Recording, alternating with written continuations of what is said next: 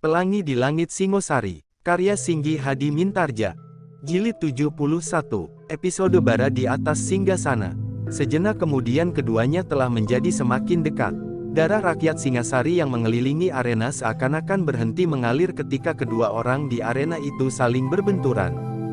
Mulut mereka terbungkam ketika mereka melihat Tohjaya terdorong oleh ujung tongkat lawannya.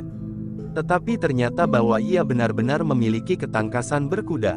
Meskipun ia sudah menjadi miring, namun ia berhasil memperbaiki, kemudian Tohjaya pun telah tegak kembali di atas punggung kuda. Sri Rajasa terkejut juga melihat kedudukan Tohjaya yang goyah itu, sehingga ia bergeser setapak. Namun kemudian ia menarik nafas dalam-dalam, ketika puteranya terkasih itu ternyata berhasil memperbaiki keseimbangannya. Namun demikian, pada benturan yang pertama Sri Rajasa melihat, bahwa agaknya kesatria putih memang memiliki kemampuan yang lebih besar dari Tohjaya. Mudah-mudahan Tohjaya mampu bertahan, sehingga ia mendapat kesempatan untuk bertanding pada jarak yang pendek. Sri Rajasa berharap, bahwa kepandaian Tohjaya mengendalikan kudanya akan berpengaruh di dalam pertandingan itu. Ketika kedua orang yang berada di arena itu harus mengulangi benturan dengan ancang-ancang itu, Sri Rajasa telah menahan nafasnya. Demikian juga para penonton di sekeliling arena. Tidak seorang pun yang bergerak dan tidak seorang pun yang mengucapkan sepatah kata. Semuanya seakan-akan membeku karenanya. Yang terdengar hanyalah derap kaki-kaki kuda, diikuti oleh tatapan mata yang tegang. Sejenak kemudian, sekali lagi setiap orang harus menahan nafasnya ketika benturan kedua itu terjadi. Sri Rajasa hampir meloncat berdiri. Untunglah ia sadar, bahwa ia adalah seorang maharaja yang besar. Karena itu maka ia tetap saja duduk di tempatnya. Ternyata benturan yang kedua menguntungkan Tohjaya ketika kesatria putih agak terlambat mengangkat tongkatnya. Sentuhan tongkat Tohjaya telah menggerakkan ujung tongkat kesatria putih sehingga sama sekali tidak mengenai sasarannya. Namun dalam pada itu, Tohjaya dengan cepat berhasil menggerakkan ujung tongkatnya sehingga menyentuh pundak kesatria putih. Kesatria putih mencoba untuk menghindar, tetapi geraknya sangat terbatas, karena kudanya berlari terus. Meskipun ia berusaha memutar tubuhnya, namun ujung tongkat Tohjaya masih mengenainya sehingga hampir saja kesatria putih terlempar dari kudanya. Tetapi seperti Tohjaya, kesatria putih masih berhasil mempertahankan dirinya.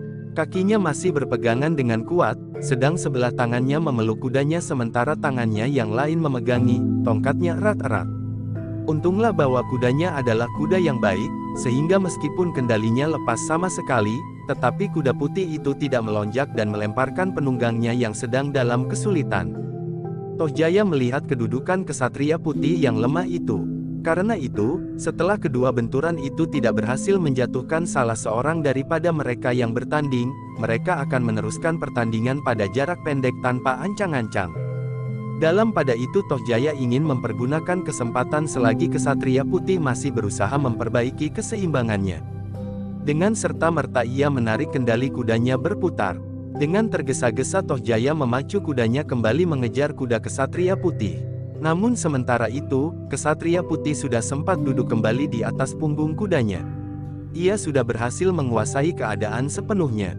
Karena itu ketika ia sadar bahwa Tohjaya menyerangnya, maka ia pun segera memutar kudanya menghadap lawannya. Sejenak kemudian keduanya pun telah terlihat dalam pertandingan yang seru. Masing-masing menggerakkan tongkatnya dengan cepatnya. Sekali-sekali terdengar kedua tongkat panjang itu berbenturan. Namun kemudian tongkat-tongkat itu terayun mengenai tubuh-tubuh mereka berganti-ganti. Bahkan kadang-kadang tongkat itu berhasil mendorong lawannya. Tetapi keduanya adalah orang-orang yang terampil dan seakan-akan mumpuni mempergunakan senjata panjang dan naik di atas punggung kuda. Mereka yang berada di atas panggung kehormatan pun menjadi tegang. Sri Rajasa hampir tidak berkedip menyaksikan pergulatan yang sengit itu. Mahisa Agni bagaikan patung batu. Bahkan seakan-akan bernafas pun tidak. Apalagi Ken Umang yang menyaksikan putranya bertempur dengan orang yang penuh rahasia, yang oleh rakyat Singasari dianggap sebagai seorang pahlawan. Demikianlah perkelahian itu menjadi semakin dahsyat.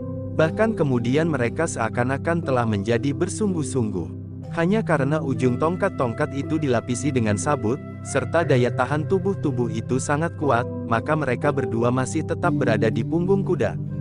Anak-anak muda Singasari menyaksikan pertandingan itu dengan dada yang berdebaran. Kini mereka merasa, betapa kecilnya diri mereka sendiri dibandingkan dengan kedua kesatria yang tengah beradu keterampilan di tengah-tengah arena. Tetapi lambat laun, ternyata bahwa kesatria putih memiliki ketahanan tubuh dan kelebihan setingkat di dalam olah keterampilan. Bahkan semakin lama, mereka yang memiliki ilmu yang cukup dapat melihat, bahwa sebenarnya lah kesatria putih berusaha untuk mengekang diri. Mereka yang berilmu matang, seperti para panglima dan para senapati pilihan, Mahisa Agni dan Sri Rajasa sendiri merasa bahwa kesatria putih berusaha menghormati Tohjaya sebaik-baiknya, sehingga meskipun Tohjaya akan kalah juga, namun ia kalah dengan hormat, setelah berjuang habis-habisan serta melayani lawannya hampir seimbang. Kekalahan itu seakan-akan hanyalah sekedar kekalahan kecil atau justru karena Tohjaya sudah lelah, karena ia sudah 2 kali bertanding melawan orang-orang yang memiliki kemampuan tinggi. Dengan demikian Sri Rajasa menjadi semakin cemas. Tetapi ia tidak dapat berbuat apa-apa.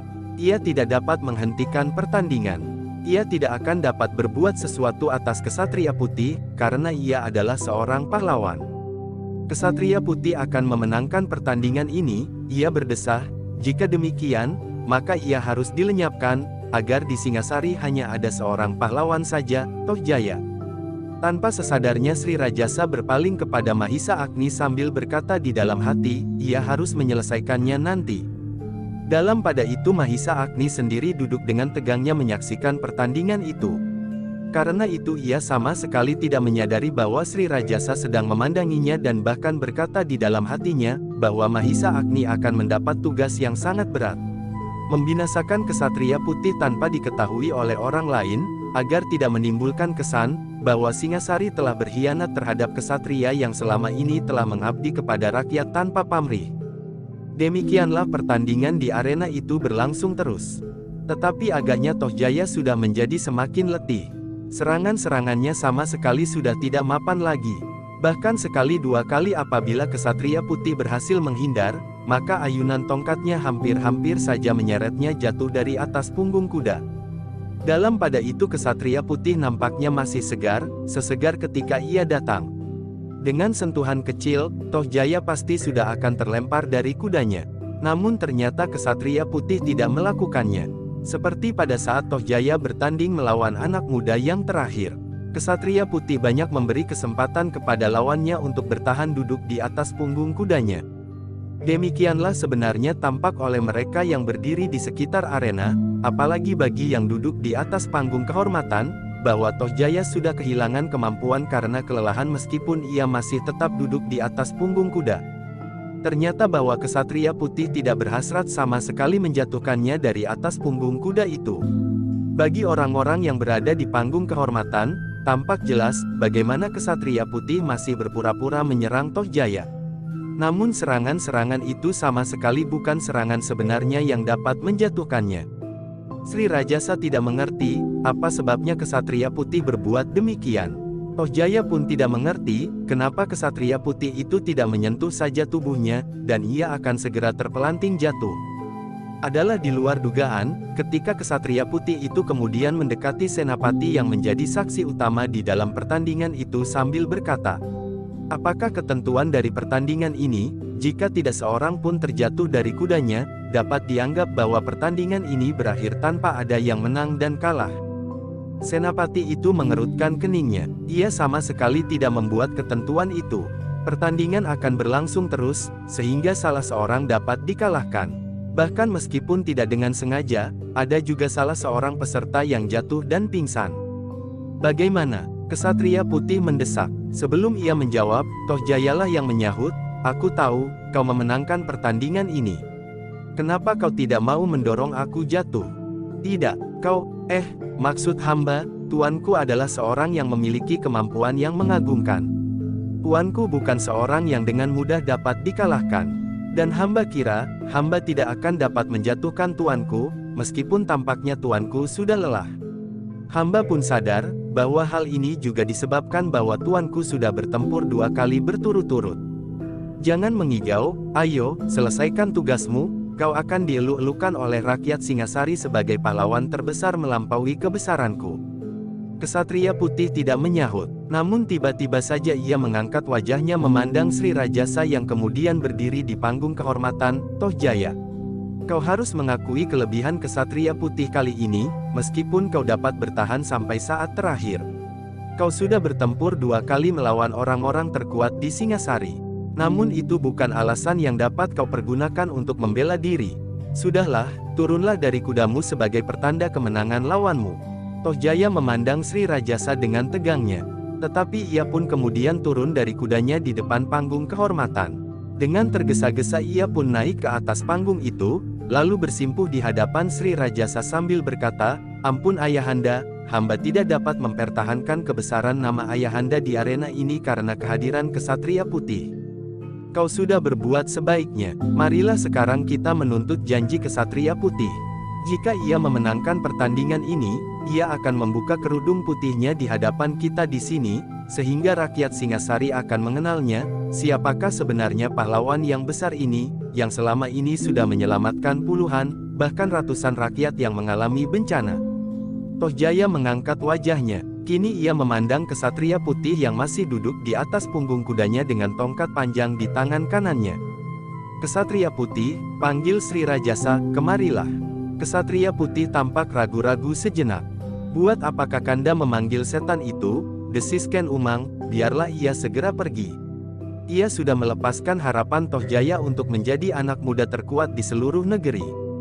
Ketika Sri Rajasa berpaling, dilihatnya wajah Ken Umang yang merah padam. Setitik air matanya mengambang di sudut matanya yang basah itu. "Aku memerlukannya. Aku ingin tahu, apakah kesatria putih memenuhi ketentuan yang ada di dalam pertandingan ini. Jika tidak, ia sudah menipu kita semua, dan hukumannya adalah hukuman pancung di sini juga." Ken Umang tidak menjawab lagi. Kini dilihatnya kesatria putih yang masih duduk di atas punggung kudanya perlahan-lahan mendekati panggung kehormatan. "Mendekatlah," berkata Sri Rajasa, "aku ingin melihat, apakah kau masih berhak ikut di dalam pertandingan ini." Kesatria putih itu menjadi termangu-mangu sejenak. Dipandanginya Sri Rajasa yang berdiri di atas panggung kehormatan. Kemudian senapati yang menjadi saksi utama dari pertandingan terbuka itu, serta beberapa orang senapati dan prajurit yang berada di sekitar arena. "Mendekatlah," panggil Sri Rajasa sekali lagi, "bukalah kerudung wajahmu seperti yang kau janjikan." Ken Umang yang kehilangan harapan atas puteranya untuk mendapat gelar pahlawan terbesar itu mulai terisak. Dengan tangannya ia mengusap air mata yang jatuh satu-satu di pangkuannya. Air mata yang mencerminkan betapa tamaknya hati perempuan itu. Sedang di sebelah lain, mata Ken Dedes pun berlinang-linang pula. Ia mulai membayangkan wajah Anusapati yang seakan-akan semakin lama semakin tersisih. Di dalam kesempatan serupa ini, Anusapati sama sekali tidak terucapkan. Hampir saja Toh Jaya berhasil merebut hati rakyat Singasari. Jika Toh Jaya memenangkan pertandingan terakhir, maka sempurnalah permainan Sri Rajasa. Lama-lama terbayang kembali bagaimana Tunggul Ametung tersingkir dari kedudukannya.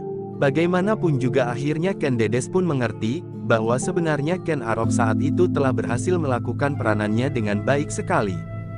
Hanya karena hatinya yang disaput oleh gejolak naluri seorang perempuan, serta kemudian diikuti oleh kenyataan bahwa Ken Arok berhasil memerintah Singasari lebih baik dari Tunggul Ametung, Ken Dedes tidak pernah mempersoalkan kematian Tunggul Ametung.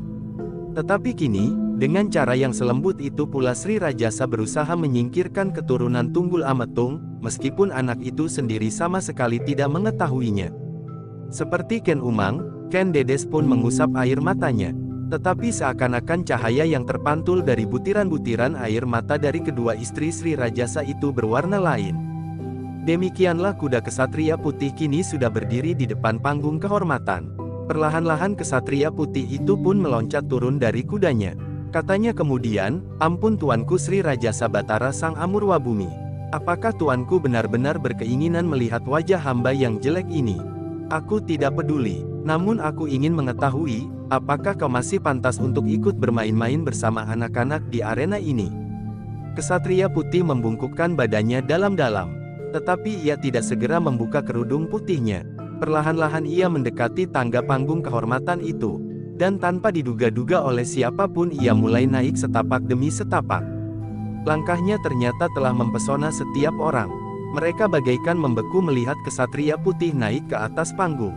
Bahkan Sri Rajasa pun bagaikan kehilangan nalar sejenak, melihat kesatria putih itu semakin lama semakin mendekat.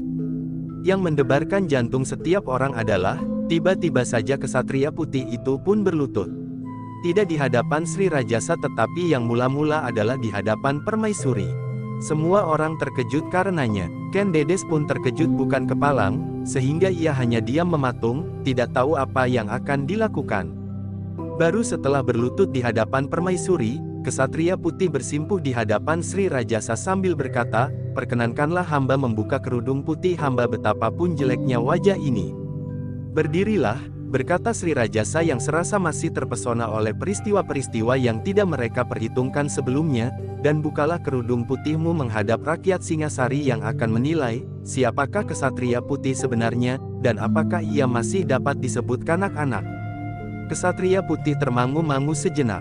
Namun seperti perintah Sri Rajasa, maka kesatria putih itu pun kemudian berdiri.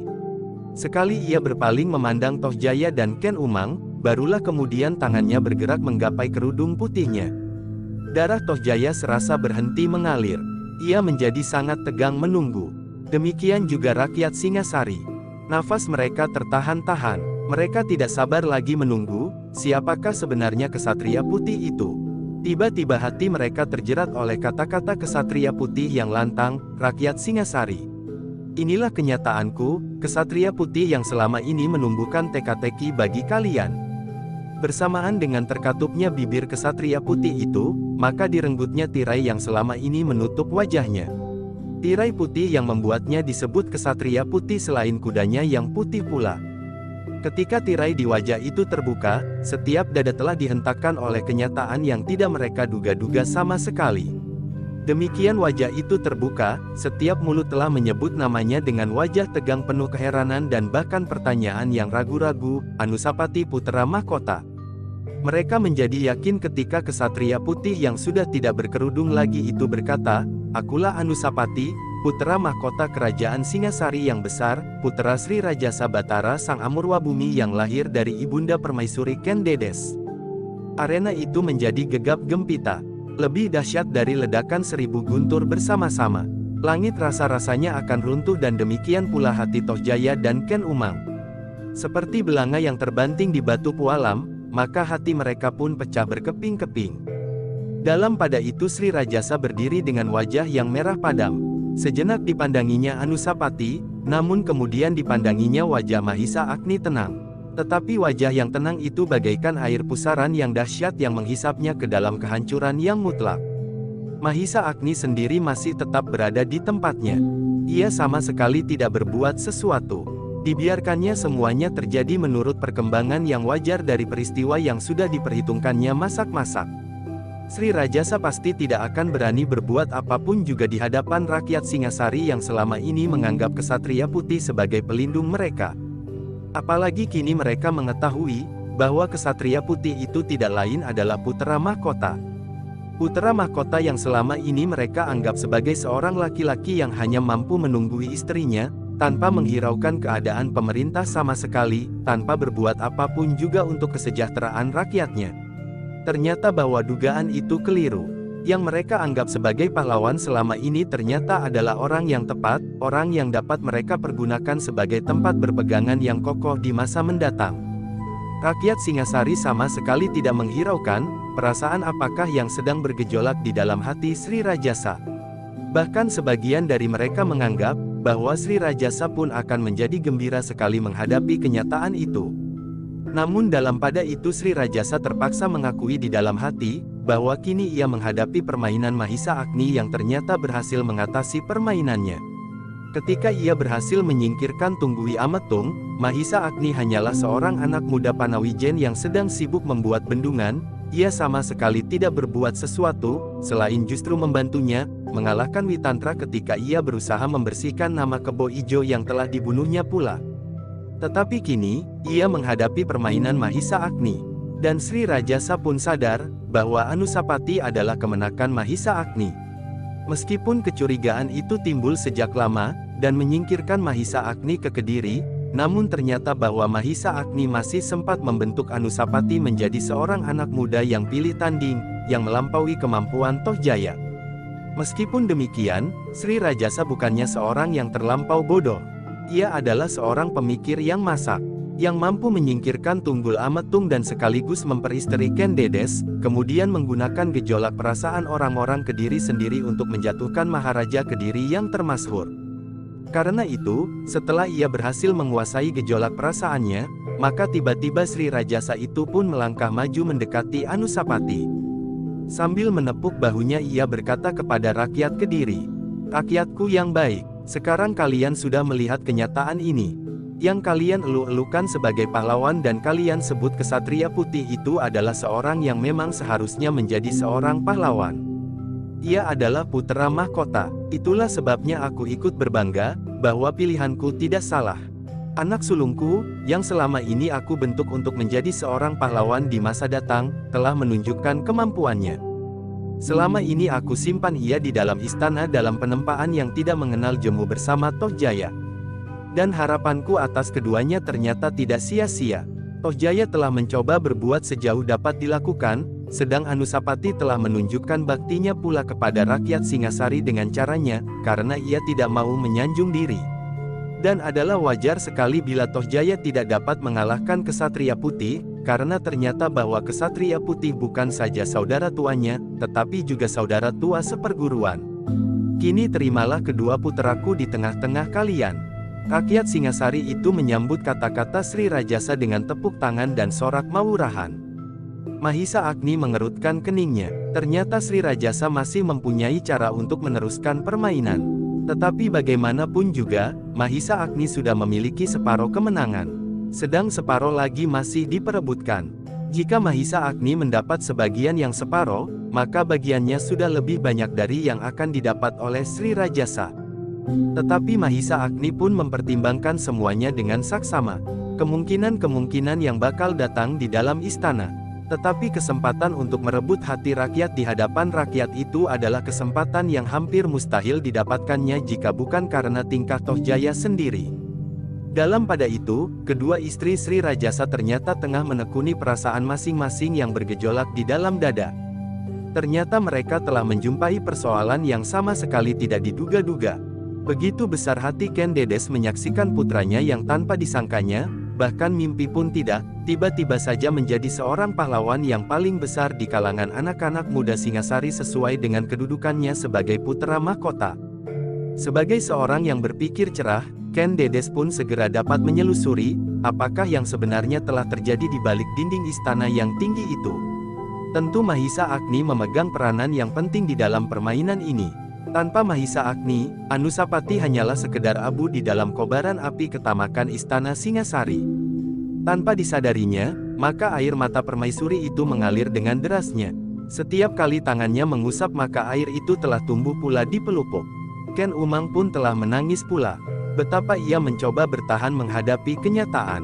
Betapa ia mencoba menghibur diri dengan keterangan Sri Rajasa. Namun ternyata bahwa dendam telah menyala tanpa terkendali di dalam hati. Kekalahan Tohjaya dari Anusapati, dan kenyataan bahwa pahlawan besar yang selama ini dielu-elukan rakyat Singasari melampaui putranya, dan yang mereka sebut Ksatria Putih itu adalah Anusapati. Kenapa ia tidak dibunuh saja, geram Ken Umang di dalam hatinya, sedang Tohjaya berkata di dalam hati pula, pantas Mahisa Agni dan Anusapati begitu mudahnya menyingkirkan Ksatria Putih seperti yang dikatakan ayahanda itu. Tetapi sekarang tidak mudah bagi siapapun juga untuk menyingkirkan Ksatria Putih yang ternyata adalah Anusapati. Tentu Anusapati kini merupakan pahlawan besar pula bagi rakyat Singasari, yang dengan demikian tidak akan dapat dengan begitu saja disingkirkan dari hati rakyat itu. Ternyata bahwa latihan dan pertandingan terbuka yang diminta oleh Tohjaya itu telah menimbulkan kecut di hati Sri Rajasa dan Ken Umang beserta putranya terkasih, yang diharapkan akan dapat menjadi anak muda yang paling perkasa di seluruh Singasari. Namun mereka tidak dapat menghindarkan diri dari kenyataan, bahwa Anusapati adalah anak muda yang lebih besar daripadanya. Dengan demikian, bukan saja Anusapati yang harus menengadahkan dadanya, bahwa ia bukan seorang anak muda yang dungu seperti yang diduga oleh para prajurit dan senapati, juga oleh Tohjaya dan gurunya, namun setiap orang pun akan menilai Mahisa Agni, orang terdekat di sisi Anusapati. Tidak seorang pun yang tidak menyorotkan pandangan matanya atas ilmu Anusapati pada kemampuan Mahisa Agni. Aku pun tidak dapat menyembunyikan diri lagi, berkata Mahisa Agni, kini kita bermain dengan pintu terbuka. Anusapati yang dengan patuh menjalankan semua petunjuk Mahisa Agni ternyata mendapat cara untuk tampil langsung di depan mata rakyat Singasari. Setelah pertandingan itu dinyatakan selesai dan rakyat Singasari yang ada di sekitar arena pergi meninggalkan alun-alun, maka yang mereka percakapkan tidak ada lain kecuali Putra Mahkota. Ternyata aku telah sesat, berkata salah seorang dari mereka, selama ini aku menganggap bahwa Putra Mahkota itu adalah seorang laki-laki yang tidak mampu menunjukkan kejantanan diri. Berbeda dengan adindanya Tohjaya, yang dengan penuh tanggung jawab telah berusaha menyelamatkan rakyatnya dari kesusahan. Tetapi ternyata bahwa bukan demikian yang sebenarnya. Tuanku Putra Mahkota pun adalah seorang pahlawan yang besar. Ia tidak mendapat kesempatan itu, seseorang berbisik. Kenapa? Seorang yang berjanggut putih berkata di antara kedua telapak tangannya, apakah kau lupa, bahwa Tuanku Permaisuri melahirkan puteranda Anusapati hanya 6 bulan setelah perkawinannya dengan Ken Arok yang kemudian bergelar Sri Raja Sabatara Sang Amurwa Bumi. Ah, jangan menyinggung itu lagi. Mungkin itu memang suatu dosa, bahwa Tuanku Permaisuri mengandung sebelum perkawinannya. Tetapi Ken Arok tidak ingkar. Bodoh sekali. Putera yang dikandung itu bukan hadir dari dosa. Ia ada di dalam kandungan dari suaminya yang dahulu. Oh, ya, ia adalah putera Tunggul Ametung. Kawannya terdiam. Namun mereka sadar, bahwa bukan hanya mereka sajalah yang mengerti bahwa Anusapati lahir terlampau cepat, setelah perkawinan Ken Dedes dengan Ken Arok, sehingga sebenarnya hampir setiap orang tua-tua di Singasari mengerti, bahwa Anusapati adalah putera Tunggul Ametung. Demikian pula akhirnya para senapati mengambil kesimpulan yang sama. Tetapi susunan keprajuritan yang lahir setelah Sri Rajasa memegang pemerintahan, mencerminkan kesetiaan mereka kepada Sri Rajasa. Terlebih-lebih adalah senapati-senapati muda yang diangkat di saat-saat Sri Rajasa sudah berkuasa. Namun Mahisa Agni sudah memperhitungkannya juga. Dalam pada itu, Sri Rajasa yang kemudian duduk termangu-mangu menerima keluh kesah puteranya yang lahir dari Ken Umang. Bukan saja Tohjaya, tetapi Ken Umang sendiri menangis berkata, memalukan sekali tuanku, Tohjaya sudah turun ke arena dan dikalahkan oleh anak sakit-sakitan itu. Jangan berkata begitu, ia adalah Putra Mahkota. Tetapi ia tidak berhak menghancurkan nama Tohjaya di hadapan rakyat Singasari. Tidak seorang pun yang tahu bahwa akan terjadi demikian. Tentu Pokal Mahisa Agni, kenapa tuanku masih juga mempergunakan orang yang jelas tidak setia kepada tuanku? Tidak mudah untuk menuduh demikian, Mahisa Agni lah yang datang bersama aku ke Kediri dan menundukkan Gubar Baleman.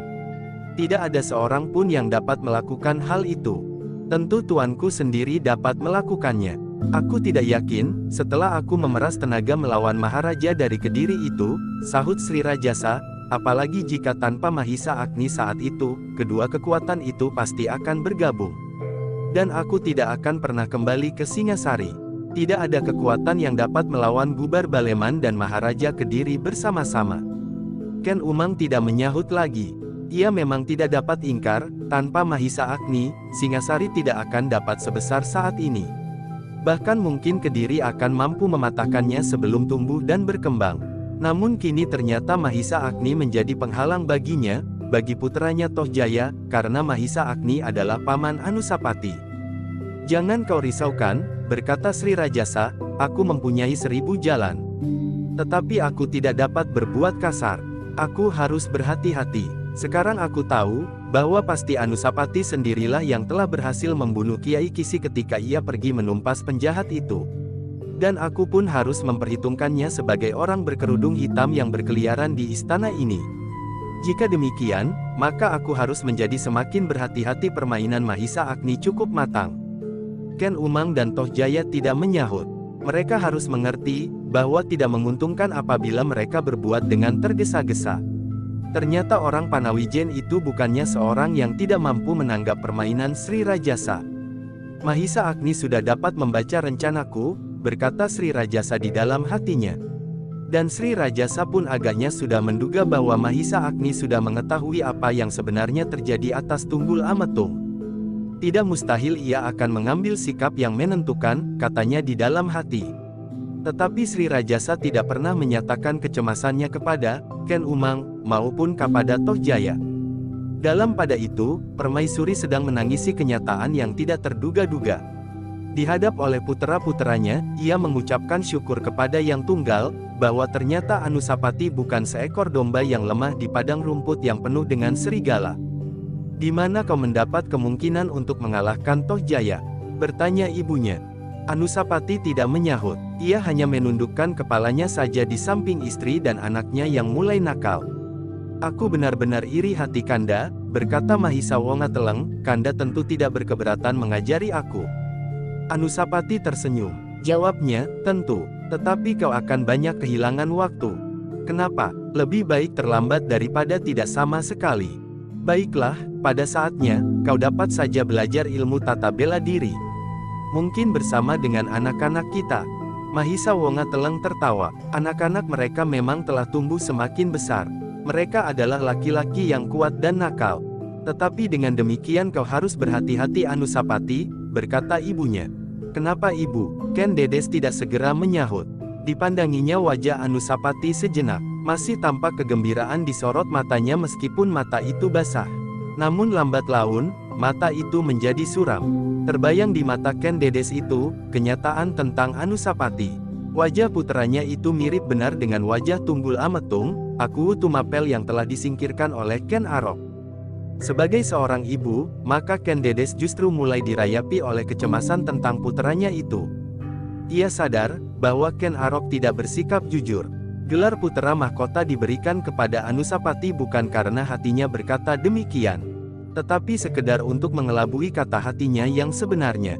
Beberapa orang tua-tua di Tumapel mengetahui, bahwa sumber kekuasaan atas Tumapel ada di tangan Tunggul Ametung yang melimpah kepada Ken Dedes, sehingga kekuasaan itu sudah sewajarnya diwarisi oleh Anusapati.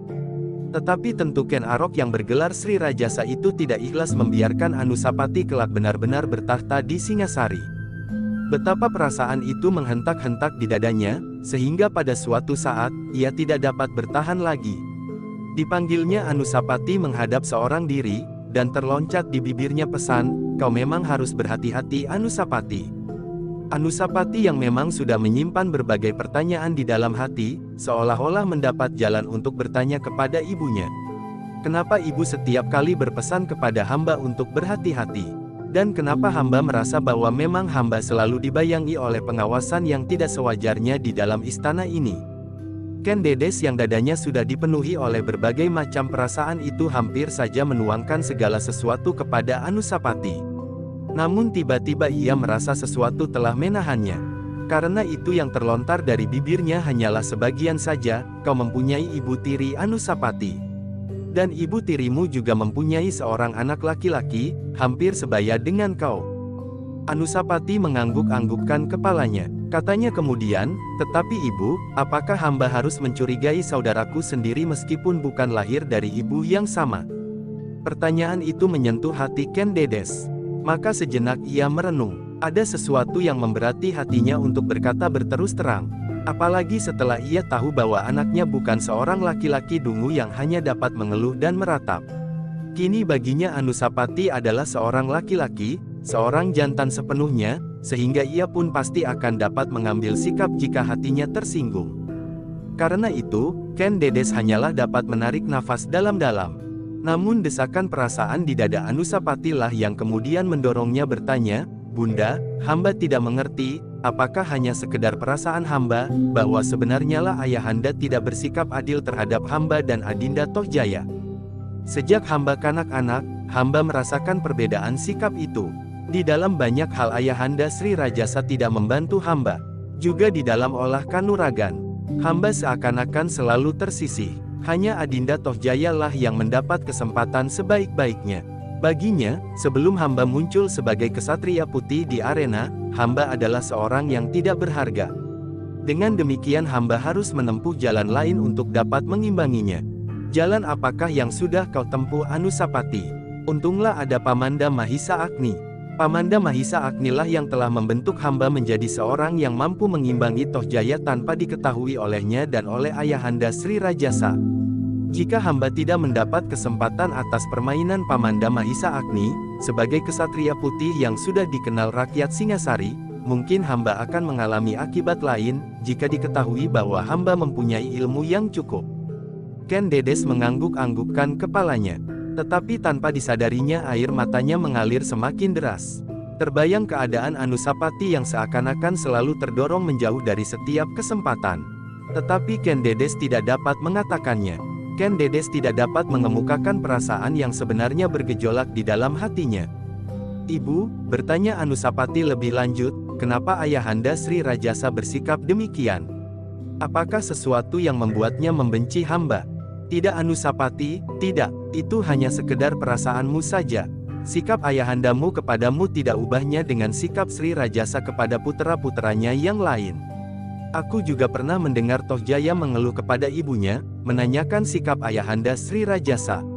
Kenapa ia selalu tersisih dan dengan tergesa-gesa menyerahkan gelar putera mahkota kepadamu, seakan-akan Ayahanda Sri Rajasa cemas bahwa Tohjaya ingin merebutnya." Anusapati mengerutkan keningnya. Jika benar demikian, maka adalah bayangan yang tumbuh dari mimpi buruk sajalah yang menyebabkannya merasa tersisih. Tetapi Anusapati yang sudah dewasa itu menangkap sesuatu yang tersirat di wajah dan titik air mata ibunya. Meskipun ibunya mencoba menyembunyikan perasaannya, namun Anusapati berhasil menangkapnya, dan merasa bahwa apa yang dikatakan oleh ibunya itu bukannya yang sebenarnya dirasakannya. Namun Anusapati tidak mendesaknya. Ia sadar, dengan demikian ia akan membuat ibunya menjadi semakin sakit hati. Karena itu untuk sementara Anusapati terpaksa menyimpannya di dalam hati. Tetapi demikian ia mundur dari hadapan ibunya, maka dicarinya pamannya yang masih berada di istana Singasari. Ia kini tidak perlu mencari kesempatan tersembunyi. Setiap orang di dalam istana itu tanpa mendapat penjelasan dari siapapun, mulai meraba-raba, bahwa kemampuan Anusapati pasti diturunkan oleh Mahisa Agni, karena mereka tahu, bahwa latihan-latihan yang dilakukan bersama Tohjaya hampir tidak berarti sama sekali. Terlebih-lebih adalah Tohjaya sendiri dan gurunya, yang tidak segan-segan berbicara tentang kemungkinan itu dengan siapapun juga. "Curang," katanya, "Kakanda Anusapati merahasiakan kemampuannya selama ini. Tentu maksudnya tidak baik. Hanya orang-orang yang licik sajalah yang merahasiakan ilmunya. Tentu untuk tujuan-tujuan yang kurang baik." Tetapi hampir setiap orang berkata, ternyata bahwa Anusapati mampu mendapatkan ilmu dengan caranya sendiri dan mengamalkannya sebagai kesatria putih. Meskipun demikian, beberapa orang perwira yang mempunyai kepentingan tersendiri berkata di antara mereka, "Licik. Tuanku Tohjaya harus berhati-hati menghadapinya." Dan untuk sikap itu para perwira itu pun mendapat janji yang baik di hari mendatang. "Ayahanda ada di pihakku," berkata Tohjaya. Tetapi semuanya itu disadari oleh Mahisa Agni. Ia sudah membuka daun pintu yang selama ini ditutupnya, dan semua orang sudah melihat apa yang terdapat di dalamnya. Ternyata bahwa rakyat Singasari menerima kehadiran Anusapati yang tiba-tiba itu. "Kau harus meneruskan amalmu sebagai kesatria putih," berkata Mahisa Agni ketika Anusapati menghadapnya. "Ya Paman, aku akan melakukannya. Tetapi di samping tugas itu, aku harus memperhatikan sikap Tohjaya. Aku yakin bahwa ada sesuatu yang tidak wajar pada Ayahanda. Aku sudah mencoba bertanya kepada Ibunda Permaisuri. Tetapi setiap kali Ibunda Ken Dedes hanya menangis. Dan aku pun yakin, ada sesuatu yang disembunyikan. Agaknya Ibunda berusaha melindungi pula sikap Ayahanda." "Jangan salah mengerti Anusapati," berkata Mahisa Agni, "bukan maksud ibundamu melindungi sikap yang tidak wajar dari ayahandamu Sri Rajasa. Tetapi sebagai seorang ibu ia harus bijaksana. Ibundamu memang tidak boleh membakar perasaanmu. Dan kau pun harus menyadari, jangan memaksa ibumu mengatakan sesuatu, agar hatinya tidak semakin sakit." Anusapati menundukkan kepalanya, namun perlahan-lahan ia berkata, "Kenapa Ibunda Permaisuri masih harus menyimpan perasaannya itu?" Hampir setiap orang di dalam istana ini mengetahui, bahwa sikap Ayahanda tidak adil, bukan saja terhadap putera-puteranya, tetapi juga terhadap Ibunda berdua. Ayahanda Sri Rajasa lebih mementingkan Ibunda Ken Umang. Mungkin Ibunda Ken Umang adalah seseorang yang lebih terbuka dari Ibunda Ken Dedes yang lebih dalam menyimpan perasaannya. Sudahlah Anusapati, potong Mahisa Agni, tidak baik bagimu untuk selalu menyesali diri. Kau sudah mendapat kesempatan, pergunakan sebaik-baiknya. Bentuklah hari depanmu sendiri tanpa menggantungkannya kepada orang lain, meskipun kepada Ayahanda Sri Rajasa sendiri. Anusapati mengangguk-anggukkan kepalanya. Baiklah Paman. Demikianlah maka Anusapati pun mulai keluar lagi dari istana di malam hari dengan kuda putihnya. Tetapi ia masih merasa perlu menyembunyikan wajahnya meskipun kadang-kadang dibukanya. Tetapi rakyat yang jauh dari kota, meskipun mereka sudah mendengar pula bahwa kesatria putih itu adalah putra mahkota, namun mereka masih sering menjumpai kesatria putih lengkap dalam pakaiannya yang semula. Kuda putih dan kerudung putih. Demikianlah bagi rakyat kesatria putih masih tetap merupakan teka-teki. Ia berada di segala tempat dan di segala waktu. Seolah-olah kesatria putih dapat mengelilingi seluruh Singasari dalam waktu sekejap. Namun dalam pakaian kesatria putih, Anusapati dapat keluar masuk pintu gerbang istana dengan leluasa. Kini tidak seorang pun yang berani menegurnya. Bahkan setiap kesatria putih lewat pintu gerbang istana, maka hati para prajurit menjadi tenang, karena para penjahat pasti akan menjauh dan Singasari menjadi makin tenteram. Dalam pada itu kebesaran nama kesatria putih semakin hari menjadi semakin menambat hati rakyat Singasari. Hampir tidak masuk akal, bahwa Anusapati dalam waktu hampir berbareng telah menangani dan menghancurkan dua kelompok penjahat di tempat yang berbeda-beda. Tetapi tidak seorang pun yang memperhatikan bekas tangan kesatria putih. Hanya Mahisa Agni lah yang dengan teliti mengikutinya. Di dalam hati ia masih menyebut perbedaan akibat dari tindakan kesatria putih. Di bagian utara kota Singasari, kesatria putih jarang sekali membinasakan lawannya, tetapi di bagian barat, hampir setiap penjahat tidak lolos dari ujung pedangnya. Dengan demikian, Mahisa Agni merasa perlu untuk menertibkan tindakan kesatria putih sebelum orang lain mencurigainya juga, karena sebenarnya bukan saja Anusapati, tetapi ia masih juga dibantu oleh orang-orang yang sebelumnya telah mengenakan pakaian kesatria putih di atas kudanya yang putih. Untunglah, bahwa Anusapati sudah pantas dilepaskan dalam bentuk kesatria putih, berkata Mahisa Agni di dalam hatinya pula, meskipun Anusapati masih belum menyamai Witantra, kuda Sempana dan Mahendra, tetapi dengan bekal yang ada, ia cukup mampu menghadapi kejahatan di daerah Padesan. Sejalan dengan memanjatnya nama kesatria putih yang dikenal sebagai putra mahkota, maka hati Sri Rajasa pun menjadi semakin kecut. Kadang-kadang ia menjadi hampir berputus asa. Ia mengakui, betapa cerahnya hati Mahisa Agni melawan permainannya. Aku lengah menghadapinya karena ia berada jauh dari istana. Ternyata di tempat yang jauh itu, ia masih mampu melakukan permainan yang matang, katanya setiap kali kepada diri sendiri. Apalagi semakin lama nama Tohjaya semakin tidak pernah diucapkan lagi oleh rakyat Singasari di luar istana, karena Tohjaya hampir tidak pernah mendapat kesempatan apapun. Setelah mereka mengetahui bahwa kesatria putih itu adalah Anusapati, maka mereka mulai ragu-ragu mempergunakan prajurit-prajurit sebagai umpan yang akan dipergunakan untuk memanjatkan nama Tohjaya. Meskipun demikian, beberapa orang perwira di puncak pimpinan prajurit Singasari, masih berhasil dikuasainya dengan berbagai macam janji dan kesempatan. Namun bagi Sri Rajasa, semuanya itu tidak akan banyak memberi harapan. Bahkan di saat-saat ia duduk sendiri di belakang bangsalnya, jika matahari sudah tenggelam, kadang-kadang Sri Rajasa tidak dapat menghindarkan diri dari kenangan masa lampaunya. Bahkan kadang-kadang kenangan itu bagaikan hantu yang merayap mengintainya dan menerkamnya setiap saat. Apakah dewa-dewa sudah mulai melepaskan aku sendiri? Katanya kepada diri sendiri. Sekilas terkenang kata-kata Empu Purwa di padang karautan, kembalilah kepada Yang Maha Agung. Dan Ken Arok yang saat itu menghantui padang karautan bertanya kepada diri sendiri, siapakah Yang Maha Agung itu? Terkenanglah olehnya bagaimana ia dikejar-kejar oleh orang-orang Padesan di daerah Kemundungan. Karena kebingungan ia segera memanjat pohon tal. Tetapi orang-orang itu berusaha menebang pohon tal tempat ia memanjat. Di saat yang gawat itulah ia mendengar suara di angkasa, ambil daun tal, pakailah sebagai sayapmu kiri dan kanan. Dan Ken Arok selamatlah menyeberangi sungai dengan sayap daun tal. Itu adalah suara Yang Maha Agung, desisnya. Saat itu, ia ternyata dekat sekali dengan Yang Maha Agung. Beberapa kali ia menjumpai keajaiban yang tidak dimengertinya sendiri, sehingga sampai saat ini ia masih bertanya, ilmu apakah yang sebenarnya aku miliki sekarang, sehingga aku dapat mengalahkan Maharaja di Kediri. Tetapi apakah kini Yang Maha Agung itu masih dekat dengan aku? Pertanyaan itu mulai mengganggunya. Bahkan kadang-kadang di dalam kegelapan, Sri Rajasa melihat bayangan seseorang yang duduk bersimpuh sambil memegang dadanya yang terluka. Namun kadang-kadang bayangan itu mengangkat tangannya yang menuding wajahnya, "Kau membunuh aku, Ken Arok."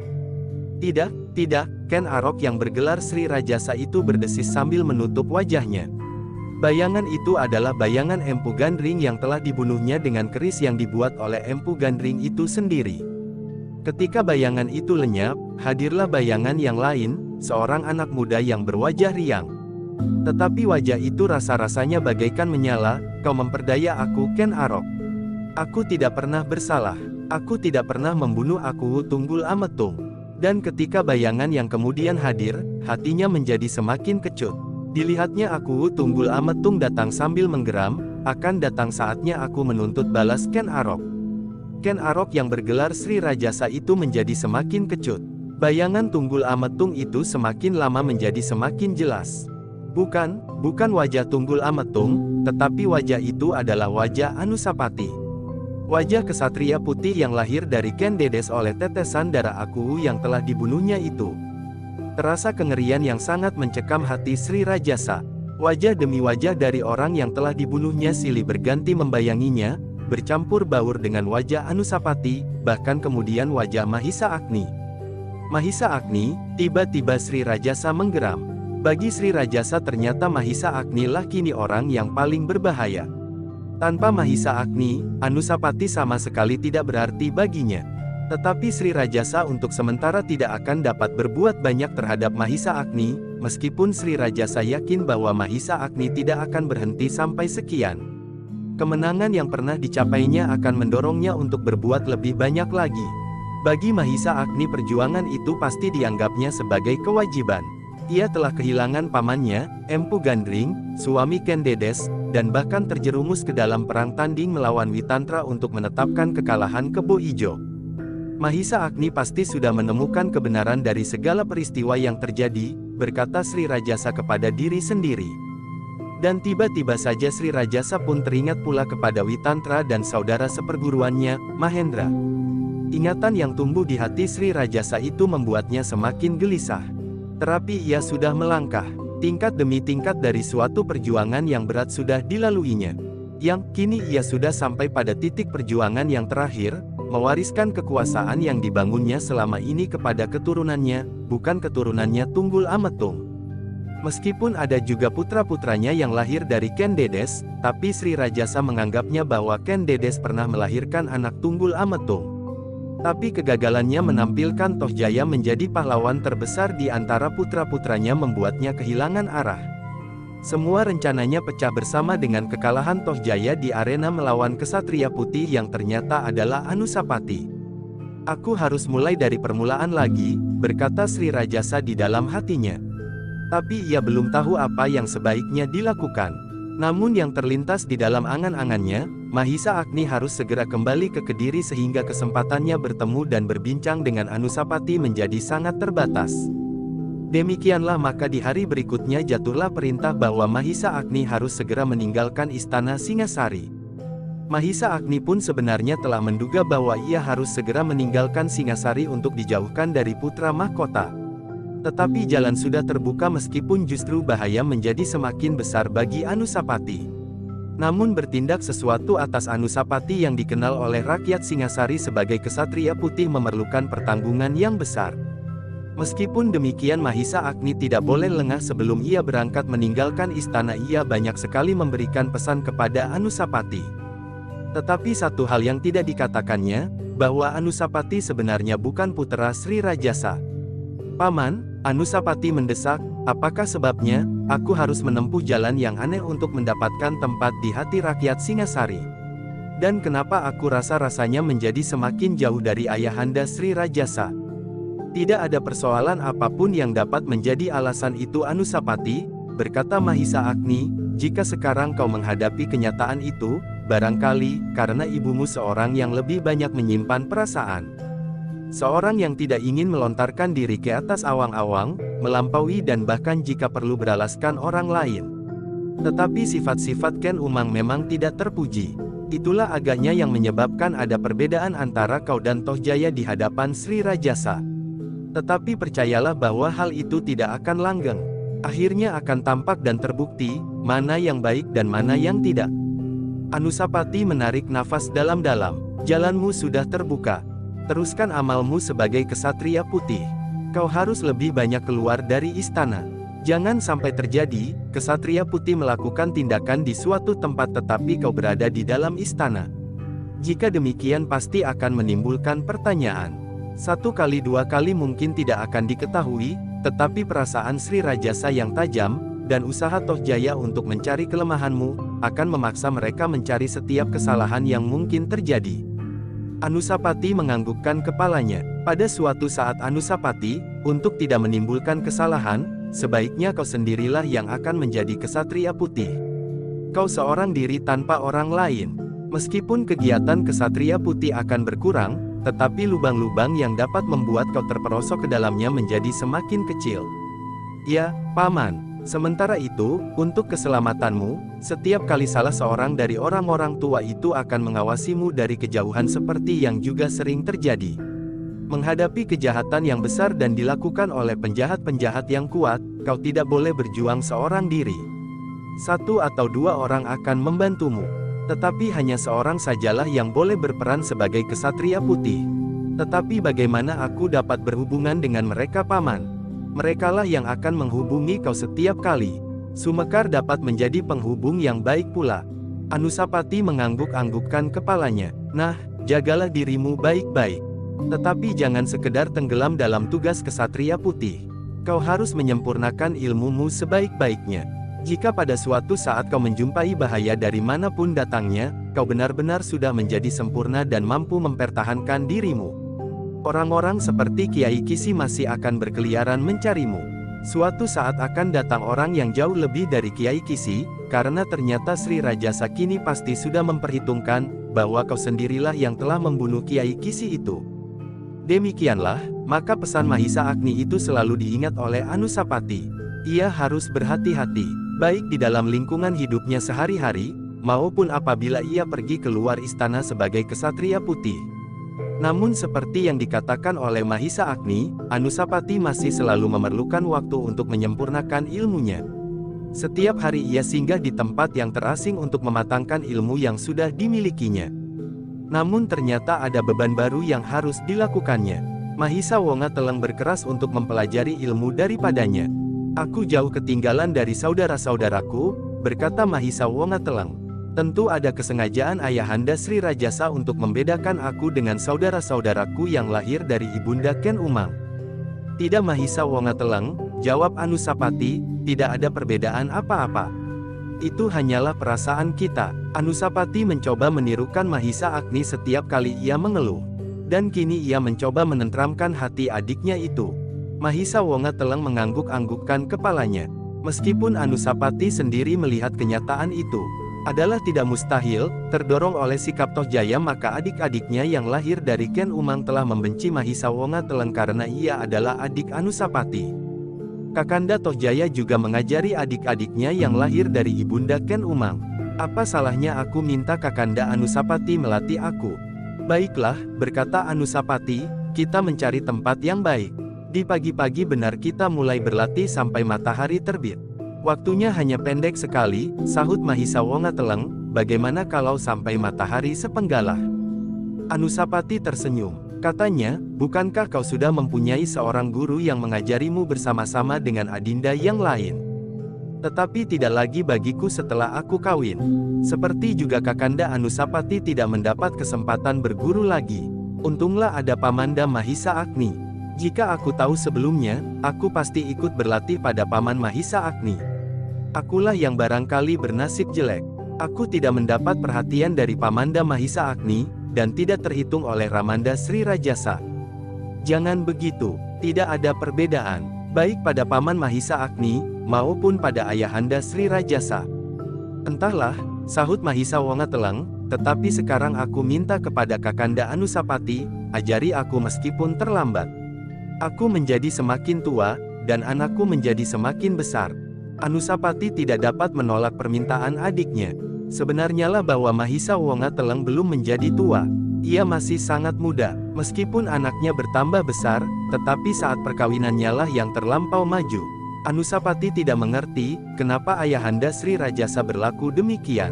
Apakah tujuannya? Karena ternyata sikap Ayahanda Sri Rajasa pun jauh lebih baik pada Mahisa Wonga Teleng daripada kepada dirinya sendiri.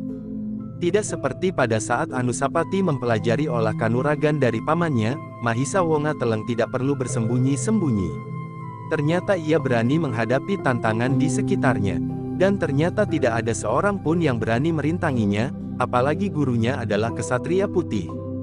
Namun dalam pada itu, sebenarnya Tohjaya sama sekali masih belum mengakui kemenangan Anusapati daripadanya. Memang Anusapati dapat mengalahkannya dalam permainan sodoran di arena. Tetapi itu tidak berarti bahwa Anusapati dapat mengalahkannya apabila benar-benar mereka harus berperang tanding. Tetapi Tohjaya tidak berani mencobanya. Ia masih belum mengetahui dengan pasti kemampuan yang sebenarnya dimiliki oleh Anusapati. Tuanku, Guru Tohjaya yang siang dan malam memikirkan cara untuk melenyapkan Ksatria Putih, sejak ia masih belum mengenakan bentuknya itu, berkata kepada muridnya, adalah suatu keharusan untuk melenyapkan Ksatria Putih. Aku rasa kita tidak akan dapat bertindak atasnya. Jika kita memberikan beban ini kepada salah seorang di antara kita, atau setidak-tidaknya orang yang ada di lingkungan kita, jika orang itu tidak berhasil, maka akan sangat berbahaya akibatnya bagi kita. Untunglah bahwa sampai saat ini, usaha kita belum dapat diketahuinya dengan pasti. Tohjaya mengangguk-anggukkan kepalanya, tetapi gurunya menjadi ragu-ragu sendiri. Terbayang di dalam angan-angannya, seseorang berkerudung hitam telah memancingnya dan melibatnya dalam perkelahian. Ketika ia merasa bahwa ia akan berhasil membunuh orang itu, rahasia yang disimpannya terlanjur dikatakannya. Apakah orang itu juga Anusapati? Katanya di dalam hati, jika orang itu putra mahkota, kenapa ia masih tetap berdiam diri sampai sekarang? Hal itu ternyata sangat membingungkan sekali. Menurut pengamatannya, bentuk tubuhnya dan sikap terjangnya, orang itu bukan putra mahkota. Tetapi siapa? Orang itu sama sekali tidak menduga bahwa di halaman istana itu ada seorang juru taman yang memiliki kemampuan seperti Ksatria Putih dan seperti orang-orang berkerudung yang pernah dikenal di istana Singasari. Jadi bagaimana maksudmu? Bertanya Tohjaya kemudian. Kita minta pertolongan seseorang di luar lingkungan kita. Tohjaya mengerutkan keningnya, namun kemudian ia berkata lemah, kau pernah gagal. Kiai Kisi tidak dapat berbuat apa-apa. Bukankah kau pernah mengatakannya meskipun kau tidak mengajak aku berbicara ketika kau merencanakan? Dan bukankah ayah pernah marah kepadamu? Tetapi keadaannya sekarang berbeda. Kita tidak membenturkan orang itu langsung kepada putra mahkota, tetapi kepada Ksatria Putih. Apa bedanya? Setiap orang tahu bahwa Ksatria Putih adalah Kakanda Anusapati. Tuanku, berkata penasehat Sri Rajasa itu, hamba mempunyai seorang sahabat. Seorang sakti yang bertapa di lereng Gunung Semeru. Jangan mengigau, kita tidak tahu kekuatan yang sebenarnya tersimpan di dalam diri Kakanda Anusapati, potong Tohjaya, sedangkan jika pertapa itu orang yang putih, ia pasti tidak akan bersedia memenuhi keinginan itu. Orang itu adalah kakak seperguruan Kiai Kisi. Tidak ada gunanya, ilmunya tidak akan jauh lebih tinggi dari Kiai Kisi. Tentu dengan cara yang khusus. Ia mempunyai beberapa orang murid. Ksatria Putih dijebak, kemudian dikerubut bersama-sama. Ya, Kakanda Anusapati bukan seorang yang bodoh. Ia pasti mempunyai perhitungan tersendiri. Biarlah mereka menjadikan dirinya penjahat kecil yang mengotori daerah Singasari. Ksatria Putih pasti akan datang mencarinya. Seperti beberapa orang prajurit itu, mereka dimusnahkan oleh Ksatria Putih. Cecurut-cecurut yang tidak berarti itu. Kita telah salah hitung, tetapi kali ini hamba akan berhati-hati. Jebakan ini harus mengena, kalau tidak, kita memang akan menjumpai kesulitan. Tetapi betapapun kuatnya Ksatria Putih, tetapi seorang diri ia tidak akan dapat mengalahkan orang itu beserta beberapa orang muridnya. Apalagi dendam yang ada di dalam dirinya kita hembus semakin besar. Toh Jaya merenung sejenak, namun kemudian ia berkata, terserah kepada ayahanda. Aku tidak dapat mengambil kesimpulan. Gurunya menarik nafas dalam-dalam. Katanya, aku tidak yakin kalau ayahanda memperkenankan. Mungkin ayahanda tidak menghendaki kematian kesatria putih. Meskipun ayah hendak menyingkirkannya, tetapi bukan membunuhnya. Penasehat Sri Rajasa itu menarik nafas dalam-dalam. Tetapi ia masih belum mengatakan, bahwa Anusapati bukan saudara Toh Jaya. Sama sekali bukan, karena mereka tidak seayah dan tidak seibu. Sejenak keduanya saling berdiam diri. Sebenarnya bagi Toh Jaya, Anusapati memang lebih baik disingkirkan sama sekali, bukan saja dari kedudukannya sebagai putra mahkota, tetapi untuk seterusnya, sehingga ia tidak akan dapat mengganggunya lagi kapanpun juga.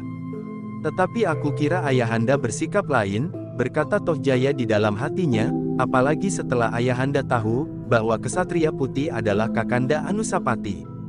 Bagaimanapun juga kematian Kakanda kesatria putih akan sangat berpengaruh pada pemerintahan Singasari kelak. Ayahanda pasti akan terpaksa ikut berduka karena Ibunda Permaisuri berduka, meskipun seandainya kematian kesatria putih itu dikehendaki oleh ayahanda. Setelah itu maka untuk mengangkat seorang putra mahkota pasti akan menimbulkan persoalan tersendiri pula. Aku yakin bahwa ayahanda akan memilih aku. Tetapi adalah sulit sekali untuk menembus ketentuan yang berlaku, bahwa putra mahkota adalah putra seorang permaisuri. Toh Jaya menarik nafas dalam-dalam. Kematian itu dapat ditempuh, berkata Toh Jaya pula di dalam hatinya, ayahanda adalah seorang maharaja yang berkuasa. Kata-katanya adalah ketentuan yang tidak dapat dibantah mengatasi segala ketentuan yang sudah ada. Selagi ayahanda masih ada, tidak akan ada seorang pun yang berani menentang keputusannya. Namun segera terlintas di kepalanya, wajah seorang senapati Singasari yang tidak ada duanya, yang bersama-sama Sri Rajasa telah mengalahkan Kediri. Mahisa Agni. Orang itulah yang seharusnya disingkirkan, geram Toh Jaya tiba-tiba. Siapa tuanku? Gurunya itu bertanya. Oh, Toh Jaya baru sadar, bahwa ia sedang dihanyutkan oleh angan-angannya. Siapakah yang seharusnya disingkirkan tuanku? Toh Jaya menarik nafas dalam-dalam. Katanya kemudian, semua rencana rusak oleh Pamanda Mahisa Agni. Ya tuanku, ternyata Mahisa Agni adalah seorang yang bukan saja memiliki ilmu kanuragan yang mumpuni, tetapi ia memiliki kemampuan berpikir yang tidak terduga-duga. Anak padesan itu hampir berhasil merusakkan seluruh rencana tuanku Sri Rajasa. Karena itu, kita harus bersikap lebih keras lagi. Ayahanda tuan memilih jalan yang paling lembut untuk mencapai maksudnya. Namun ternyata Mahisa Agni adalah seorang yang sangat licik. Kau nasihatkan kepada ayahanda, jika mungkin mengambil jalan kekerasan meskipun ayahanda pernah tidak menyetujuinya. Tetapi saat itu, jalan masih terbuka dan ayahanda masih belum mengetahui betapa licik lawannya. Hamba akan mencoba, tetapi sebelum ayahanda memutuskan, kita memang tidak akan dapat berbuat apa-apa, berkata gurunya. Aku menunggu, meskipun aku hampir tidak sabar. Demikianlah guru Toh Jaya yang juga menjadi penasehat Sri Rajasa itu mencoba untuk mendorong Sri Rajasa mempergunakan kekerasan di dalam usahanya menyingkirkan kesatria putih. Kau memang bodoh sekali, berkata Sri Rajasa, apakah kau masih belum jera atas kegagalanmu itu? Tetapi kali ini jalan kita lebih lapang tuanku. Kesatria putih adalah musuh setiap penjahat. Jika terjadi sesuatu atas kesatria putih, maka tidak seorang pun yang dapat dituntut. Berbeda dengan putra mahkota di dalam sebuah pasukan. Hamba memang terlampau tergesa-gesa waktu itu. Bagaimana dengan Toh Jaya? Tuanku Toh Jaya hampir tidak sabar menunggu. Apakah kau mengatakan kepadanya, siapakah Anusapati sebenarnya dan hubungan antara kedua anak-anak itu? Tidak tuanku, kau tidak berdusta. Tidak tuanku. Sri Rajasa justru terdiam. Tiba-tiba saja ia merenung. Bagaimanakah pendapat tuanku? Bertanya penasehatnya. Sri Rajasa tidak segera menjawab. Tetapi yang terlintas di angan-angannya justru persoalan yang sama sekali menyimpang dari pertanyaan penasehatnya. Toh Jaya sampai hati menjatuhkan pilihan, menyingkirkan Anusapati. Bukan karena Sri Rajasa terlampau sayang kepada Anusapati tetapi ia sedang merenungi watak putranya. Apalagi karena Toh Jaya tidak tahu, hubungan yang sebenarnya antara ia dan Anusapati itu. Seharusnya ia menganggap Anusapati sebagai kakaknya. Dan ia sampai hati untuk melenyapkan kakaknya itu, berkata Sri Rajasa di dalam hatinya. Sekilas terbayang segala macam tingkah lakunya semasa ia masih muda. Petualangan, kejahatan, bahkan pembunuhan dan perkosaan telah dilakukannya. Apakah sifat dan watak itu menurun kepada puteranya? Ditambah dengan sifat-sifat Ken Umang yang tamak dan sombong. Ken Arok yang bergelar Sri Rajasa itu memejamkan matanya. Dan bayangan-bayangan itu justru menjadi semakin jelas. Terlintas dalam angan-angannya itu, bagaimana ia menemukan Ken Umang di hutan perburuan. Bagaimana gadis itu menjeratnya dengan menyerahkan dirinya sendiri. Gabungan dari sifat-sifat yang hitam itu kini tampak pada puteranya. Apakah anak-anakku yang lain juga bersifat seperti itu? Ia bertanya kepada diri sendiri. Tetapi suatu kenyataan bahwa Mahisa Wongateleng memiliki sifat-sifat yang lain dari Tohjaya, justru karena ia lahir dari ibu yang lain. Apakah sifat itu menurun ataukah justru karena tuntunan yang diterimanya dari ibunya lah yang salah? Bertanya Ken Arok kepada dirinya sendiri pula. Ternyata pertanyaan-pertanyaan itu telah membuat Ken Arok yang bergelar Sri Rajasa itu menjadi termangu-mangu. Kesadaran tentang tingkah lakunya di masa mudanya, membuat ia kini bersedih atas kelakuan putranya. Namun tiba-tiba terbayang dendam yang membara di wajah Anusapati. Seakan-akan wajah itu memancarkan sorot mata tunggal Ametung. Karena itu maka sambil menggeretakkan giginya Sri Rajasa menggeram di dalam dadanya, ia harus dibunuh. Saat-saat yang demikian menegangkan, membuat Sri Rajasa bagaikan kehilangan akal. Rasa-rasanya ia berada di dalam suatu keadaan sesaat sebelum ia menghunjamkan kerisnya di dada Empu Gandring dan juga di dada Aku Tunggul Ametung. Ragu-ragu, bimbang dan segala macam perasaan bercampur baur. Semuanya sudah terlanjur. Aku sudah mengorbankan beberapa nyawa dan orang-orang yang terlalu baik kepadaku. Sekarang korban yang jatuh itu tidak boleh sia-sia. Keturunan Ken Arok yang bergelar Sri Rajasa Batara Sang Amurwa Bumilah yang harus berkuasa di Singasari, katanya kepada diri sendiri. Penasehatnya masih duduk sambil menundukkan kepalanya di hadapannya. Ia menunggu dengan sabar keputusan yang akan diambil oleh si Rajasa tentang Anusapati. Namun tiba-tiba saja Sri Rajasa itu berkata, kita selesaikan dahulu Mahisa Agni. Itu adalah sumber kegagalan-kegagalanku menghadapi Anusapati. Setelah Mahisa Agni lenyap, kita akan dapat berbuat apa saja. Penasehat menjadi tegang sejenak. Ia tidak menduga bahwa Mahisa Agni yang menjadi pusat perhatian Sri Rajasa. Kematian Mahisa Agni tidak akan banyak menimbulkan persoalan padaku. Aku tidak akan dibingungkan tentang jabatan Putra Mahkota untuk sementara, sebelum aku menemukan jalan. Dan kesalahan atas kematian Mahisa Agni dapat aku bebankan kepada orang-orang Kediri. Ternyata mereka telah membunuh wakil mahkota di Kediri. Penasehat Sri Rajasa itu menarik nafas dalam-dalam, soalnya, apakah orang yang kau katakan mempunyai kemampuan untuk melakukannya? Aku kira Mahisa Agni tidak akan menduga bahwa hal serupa itu dapat terjadi atasnya. Orang-orang itu harus memasuki istananya tanpa diketahui oleh para penjaga. Mereka harus menyerang Mahisa Agni dengan serta-merta. Jangan hanya 1-2 orang. Ambillah 3 atau 4 orang yang setingkat. Aku dapat memberikan apa saja yang diminta. Hanya dengan demikian Mahisa Agni akan dapat terbunuh. Hamba tidak dapat mengatakannya, tuanku. Apakah orang itu mampu mengalahkan Mahisa Agni? Jangan sendiri. Hamba juga belum tahu, apakah ada kawan-kawan atau saudara-saudara seperguruannya yang dapat melakukannya. Cobalah, hubungi orang itu. Tetapi hati-hati supaya kau tidak terjerumus ke tiang gantungan karena kesalahanmu. Terasa sesuatu bergetar di dada penasehat itu. Namun ia berkata, hamba tuanku. Hamba akan sangat berhati-hati. Jika kau temukan 3 atau 4 orang, bawalah mereka kemari. Mereka harus menunjukkan kemampuan mereka. Aku akan menjajaki ilmu mereka langsung. Maksud tuanku, aku akan mencoba melawan mereka seorang demi seorang. Baru aku dapat menentukan apakah mereka mampu melakukan tugas itu atau tidak, karena Mahisa Agni adalah seorang yang pilih tanding, hampir tidak ada duanya di dunia ini. Hamba tuanku, hamba mengerti. Nah, lakukanlah. Setelah itu baru aku akan menentukan sikap terhadap Anusapati. Kematian Anusapati pasti akan mempengaruhi perasaan permaisuri dan pengaruhnya yang lain akan terasa sekali pada pemerintahan yang sedang berjalan di Singasari. Tetapi tidak demikian dengan Mahisa Agni. Meskipun ia akan diserahkan kembali kepada asalnya dengan upacara kebesaran salah seorang pemimpin tertinggi di Singasari, namun persoalannya akan segera selesai dan orang-orang Singasari dan Kediri akan segera melupakannya. Baiklah tuanku, hamba mengerti tugas yang harus hamba lakukan. Kerjakan baik-baik, jangan kau katakan lebih dahulu kepada Toh Jaya. Aku sendirilah yang akan mengatakan kepadanya. Hamba tuanku, hamba mengerti. Hamba mengerti, penasehat itu mengangguk-anggukkan kepalanya. Nah, lakukanlah baik-baik. Jika kau sudah menemukan, bawalah mereka kemari.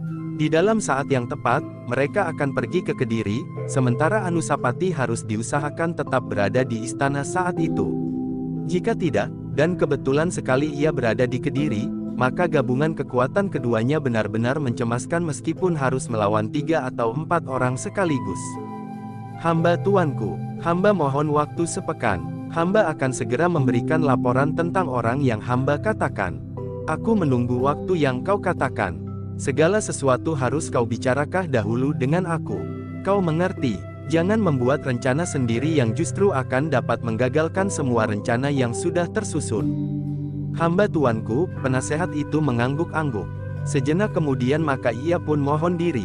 Bukan saja dari hadapan Sri Rajasa, tetapi ia mohon kesempatan sepekan untuk melakukan tugas itu, sehingga dalam waktu itu ia tidak akan berada di istana. Demikianlah dengan gelisah Sri Rajasa menunggu kesempatan itu. Penasehat itu masih mohon diri pula, ketika ia siap meninggalkan istana dengan kudanya yang tegar. Ketika kuda itu berlari keluar dari regol istana, sepasang mata mengikutinya dengan tajamnya. Mata seorang juru taman. Sumekar menjadi curiga melihat kepergian orang itu. Menilik bekal yang dibawanya, yang tersangkut di punggung kudanya pula, ia tidak hanya sekedar pergi keluar istana untuk beberapa saat. Tetapi ia pasti meninggalkan istana untuk beberapa hari. Kemana orang itu? Ia bertanya kepada diri sendiri. Tetapi tidak ada orang yang dapat menjadi tempat ia bertanya. Namun karena ia mengetahui apa yang pernah dilakukan oleh orang itu atas putra mahkota, maka ia tidak dapat melepaskan perhatiannya kepada kepergiannya itu.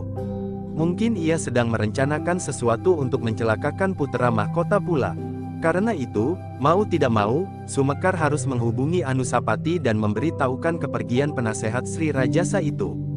Tuanku harus berhati-hati. Selama tuanku menjalankan tugas tuanku sebagai kesatria putih.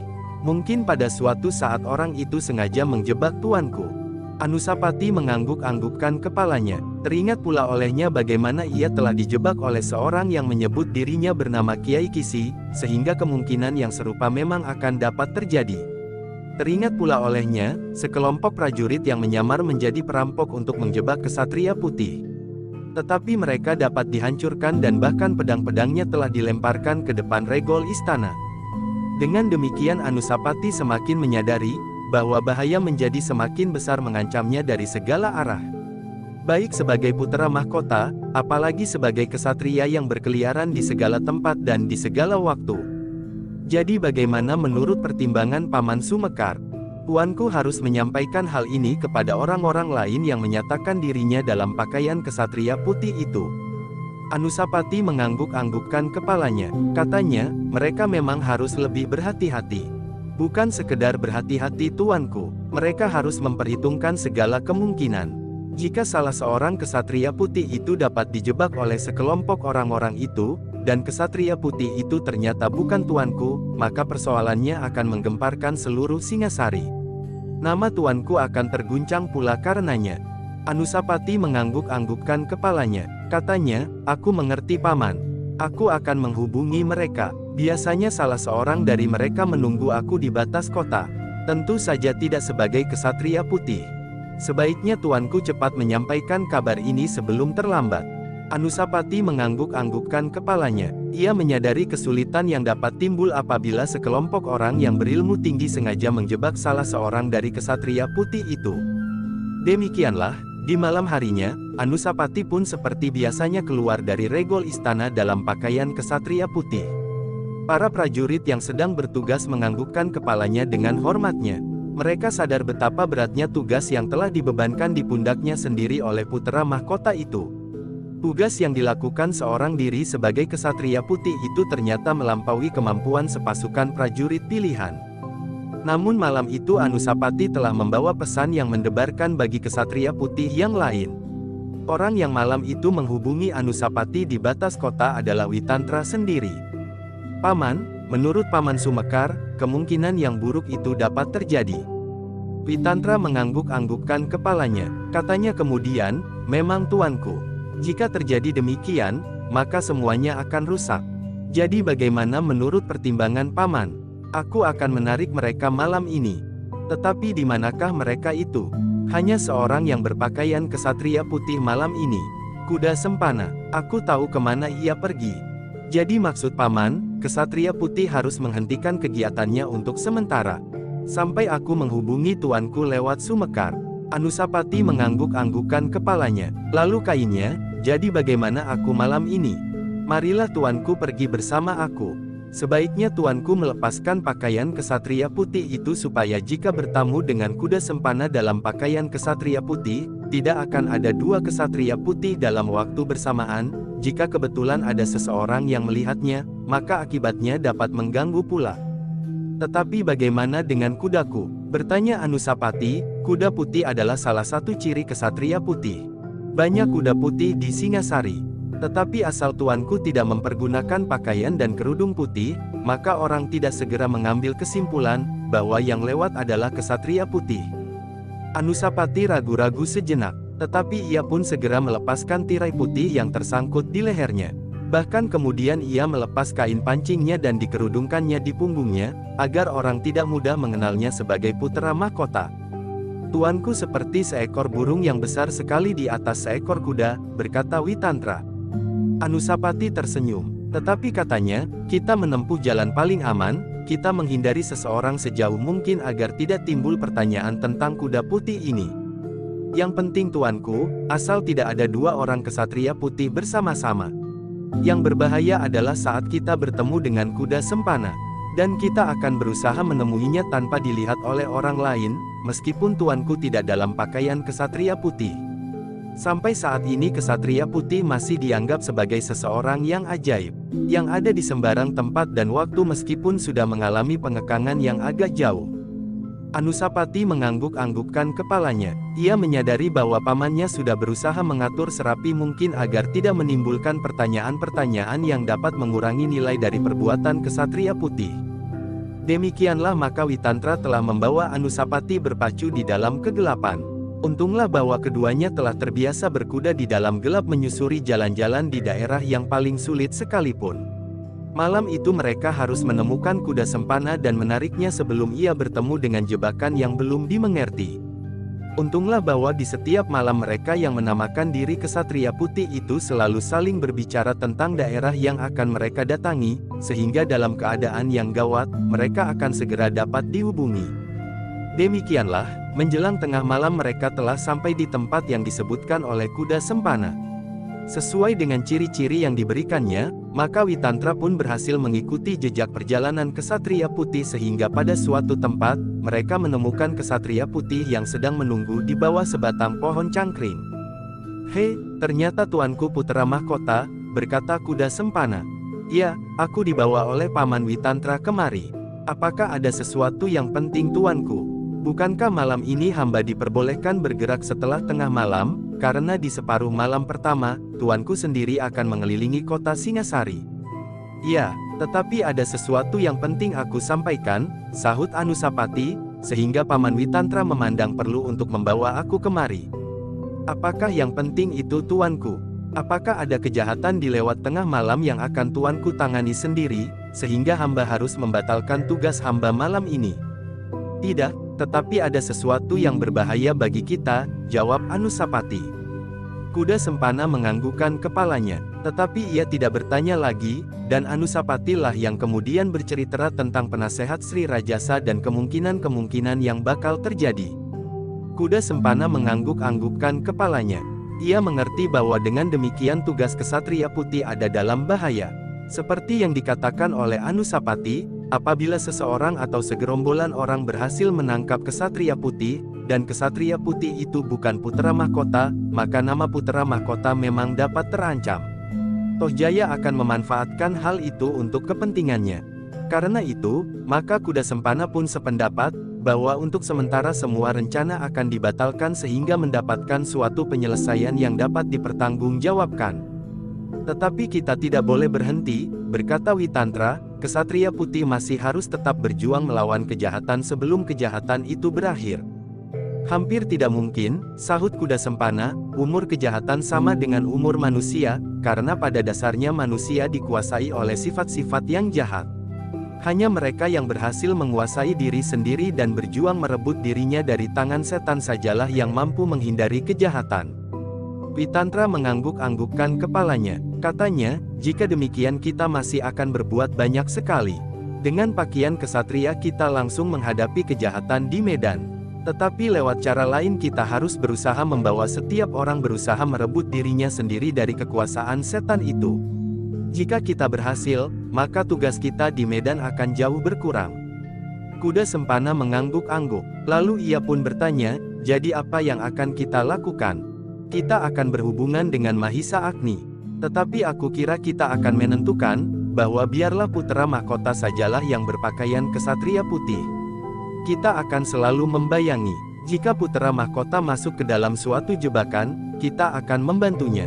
Bukan sebagai kesatria putih. Kuda sempana mengangguk-anggukkan kepalanya. Malam ini semua rencana kita batalkan, berkata Witantra, siapa tahu, bahwa Guru Tohjaya itu sudah mulai bergerak dengan kekuatan yang besar. Demikianlah maka malam itu, kuda sempana membatalkan niatnya untuk membelah daerah itu yang didengarnya sedang diamba oleh kejahatan. Untunglah bahwa malam itu tidak terjadi apapun sehingga seandainya kuda sempana tetap berada di daerah itu pun tidak akan dijumpainya seseorang. Malam itu sebelum Anusapati masuk kembali ke regol istana, dikenakannya kembali ciri pakaian kesatria putih, supaya kehadirannya tidak menimbulkan pertanyaan-pertanyaan. Dalam pada itu, Guru Tohjaya sudah menempuh jarak yang jauh untuk menemui orang yang dikatakannya. Ia memutuskan untuk menemui kakak seperguruannya yang tertua, juga segaris perguruan dengan Kiai Kisi. Kedatangannya telah menimbulkan berbagai pertanyaan di dalam sebuah padepokan yang terpencil. Padepokan yang dihiasi dengan berbagai macam kemuraman karena mereka yang tinggal di padepokan itu bukanlah sekelompok orang-orang yang berhati putih. Kau masih ingat kepadaku, berkata saudara tua seperguruan itu. Sudah lama sekali kau tidak datang ke padepokan ini. Aku tidak pernah melupakan kau kakang. Kesempatankulah yang masih belum ada. Tetapi sekarang aku memerlukan datang menemui kakang. Tentu ada suatu kepentingan yang mendesak. Aku sudah mendengar kematian Kiai Kisi yang malang itu. Kedatanganmu tentu ada hubungan kelanjutan dari kematiannya. Sebenarnya aku tidak akan segera mengatakannya, tetapi kakang sudah menebak tepat sehingga aku tidak akan ingkar. Kakak seperguruan yang tertua dari Guru Tohjaya itu tertawa, katanya, aku tidak memaksa kau mengatakannya jika kau berkeberatan. Bukan begitu, maksudku, setelah aku berada di sini sehari dua hari, barulah aku akan menyampaikannya. Buat apa aku harus menebak-nebak selama sehari dua hari? Meskipun kau akan tinggal di sini beberapa hari, tetapi masalahnya sudah aku ketahui. Guru Tohjaya itu mengangguk-anggukkan kepalanya. Aku kira kau tidak lagi memerlukan aku setelah kau menjadi orang istana. Menjadi penasehat hantu karautan dan menjadi guru dari anaknya yang lahir dari Ken Umang itu. Tidak kakang, aku tidak lupa kepada siapapun. Dalam kesulitan kau ingat kepada kami. Dan justru karena itu Kiai Kisi sudah menjadi korban perhitunganmu yang tidak cermat. Apakah kau sudah tahu siapakah yang telah membunuh Kiai Kisi itu? Ya kakang, aku sudah mengetahuinya kini, meskipun tidak dapat aku buktikan. Hanya dugaan yang didasarkan atas perhitungan. Siapa yang telah membunuhnya? Putra mahkota sendiri. Anusapati, kakak seperguruannya terkejut. Apakah kakang belum mendengar hasil permainan sodoran di alun-alun Singasari? Singasari sangat jauh dari tempat ini. Tetapi aku sudah mendengarnya, bahwa orang yang menyebut dirinya kesatria putih ternyata adalah putra mahkota. Nah, ternyata Kiai Kisi tidak berhasil membunuh putra mahkota saat itu. Justru ia sendiri telah terbunuh. Kiai Kisi memang belum cukup masak untuk menghadapi lawan yang kuat. Tetapi bagaimana dengan kau sendiri? Tentu tidak mungkin. Aku orang istana. Kau juga takut? Tentu tidak kakang. Aku merasa bahwa aku tidak lebih jelek dari Kiai Kisi. tentu aku dapat membinasakan kesatria putih. Tetapi sudah aku katakan, jika ada yang berhasil mengetahui persoalannya akan menjadi sangat buruk, karena aku adalah guru tuanku Tohjaya dan kadang-kadang juga diajaknya berbicara tentang keprajuritan di samping para panglima. Kakak seperguruannya itu mengangguk-anggukkan kepalanya. Lalu katanya, jadi kau bermaksud agar aku membunuh kesatria putih, begitu? Kakak seperguruannya mengerutkan keningnya ketika guru Tohjaya itu menggeleng, bukan kesatria putih. Hei, bukan kesatria putih. Jadi siapa orang yang sebenarnya berdiri sebagai lawan Sri Rajasa? Siapa? Mahisa Agni yang justru menjadi wakil mahkota di Kediri, mengawasi pemerintahan yang diserahkan kepada keluarga dan keturunan Maharaja di Kediri itu sendiri. Mahisa Agni, kakak seperguruannya itu menganggukkan kepalanya, dari perguruan manakah orang itu? Aku tidak tahu, tetapi orang menyebutnya berasal dari Panawijen. Kakak seperguruannya mengangguk-anggukkan kepalanya. Katanya, aku pernah mendengar perguruan di Padepokan Panawijen bertahun-tahun yang lalu.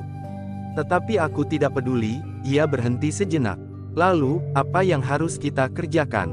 Membunuhnya. Di manakah ia tinggal? Di Kediri. Kakang harus pergi ke Kediri.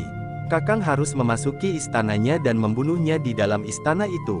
Aku belum mengenal orangnya. Apakah aku harus pergi sendiri?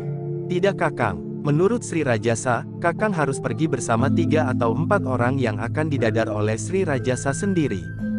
Hei, jadi Sri Rajasa tidak percaya akan kemampuanku. Bukan tidak percaya, tetapi Sri Rajasa ingin berhati-hati menghadapi persoalan ini. Sudah beberapa kali rencananya gagal, sehingga karena itu, ia tidak mau gagal untuk kesekian kalinya. Jadi maksudmu, kami harus menghadap ke istana dan berkelahi dengan Sri Rajasa? Bukan begitu, Sri Rajasa hanya ingin mengetahui, betapa kekuatanmu bersama 3 atau 4 orang yang lain agar Sri Rajasa mempunyai kepastian, rencananya kali ini tidak gagal. Terserah saja, aku tidak berkeberatan, tetapi apa yang akan aku terima setelah aku berhasil membunuhnya?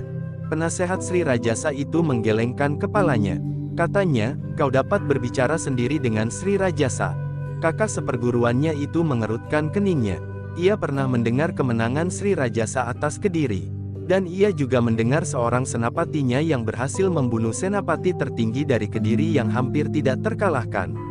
Orang itu agaknya yang bernama Mahisa Agni. Ketika ia bertanya kepada guru Tohjaya, maka orang itu pun mengiyakannya. Memang tugas yang berat. Aku memang memerlukan kawan. Tetapi Sri Rajasa tidak usah khawatir. Betapa tinggi kemampuannya, selagi kakinya masih berjejak di atas tanah, aku akan dapat membinasakannya meskipun tidak sendiri. Ia berhenti sejenak, lalu sekali lagi, apa yang akan aku terima dari Sri Rajasa? Kelak kau akan mendengarnya sendiri. Kakak seperguruan penasehat Sri Rajasa itu mengerutkan keningnya. Namun kemudian sambil mengangguk-anggukkan kepalanya ia berkata, baiklah. Aku percaya kepadamu meskipun sebenarnya aku tidak percaya kepada Sri Rajasa. Kenapa kau tidak percaya kepada Sri Rajasa? Aku bukan seorang yang bersih.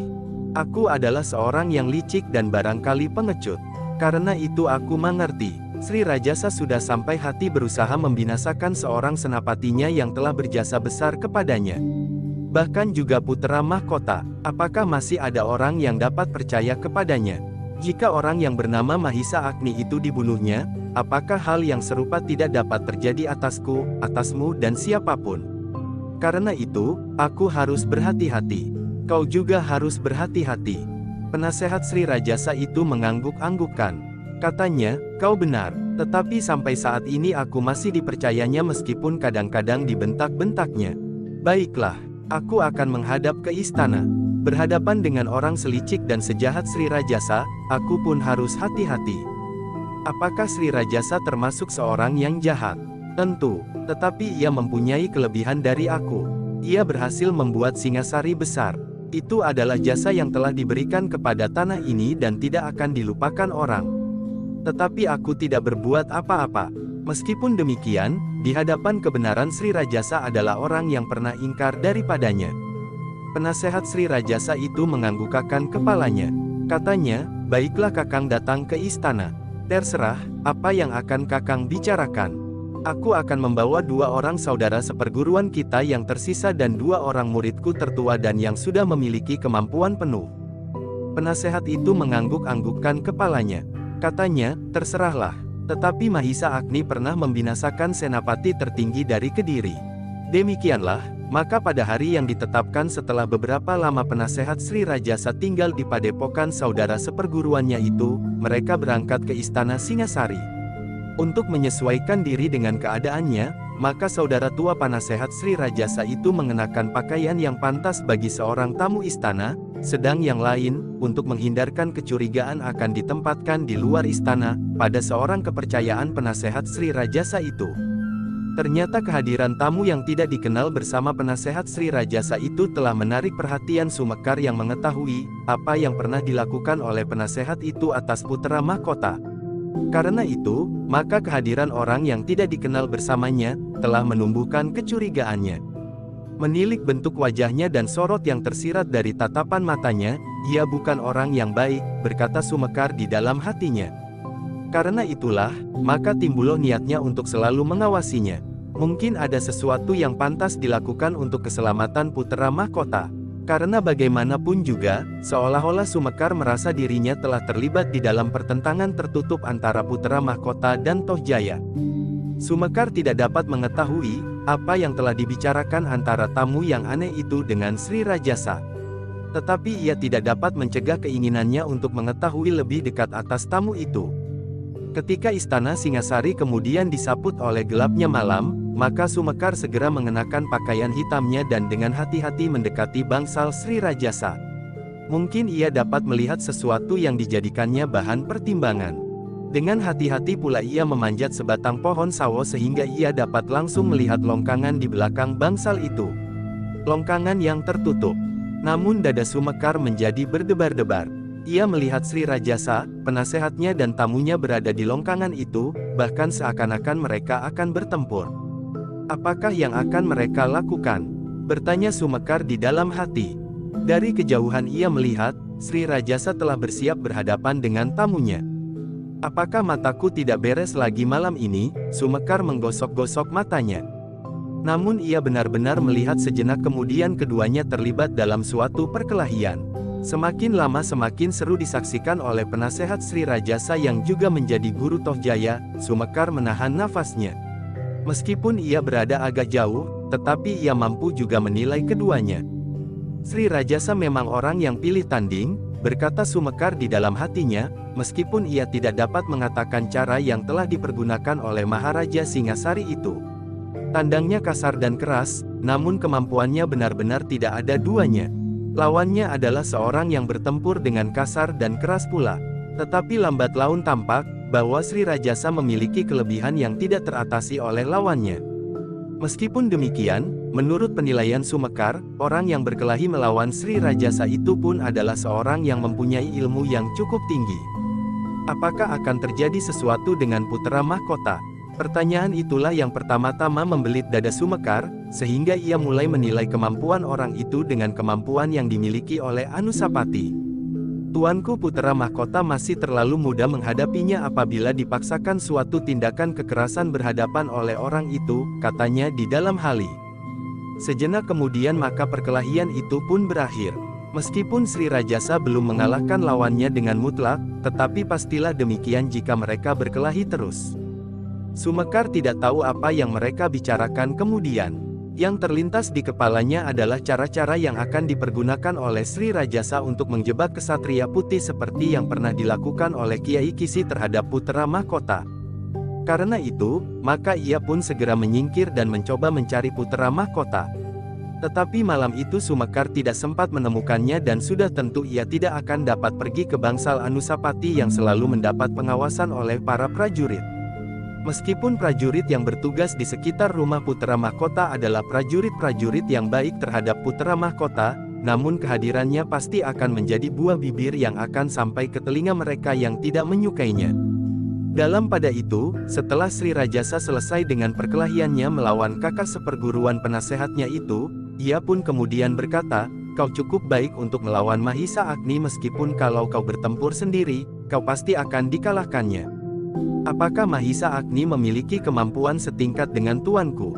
Aku tidak tahu pasti, tetapi demikianlah kira-kira. Karena itu kau harus menyiapkan dirimu baik-baik.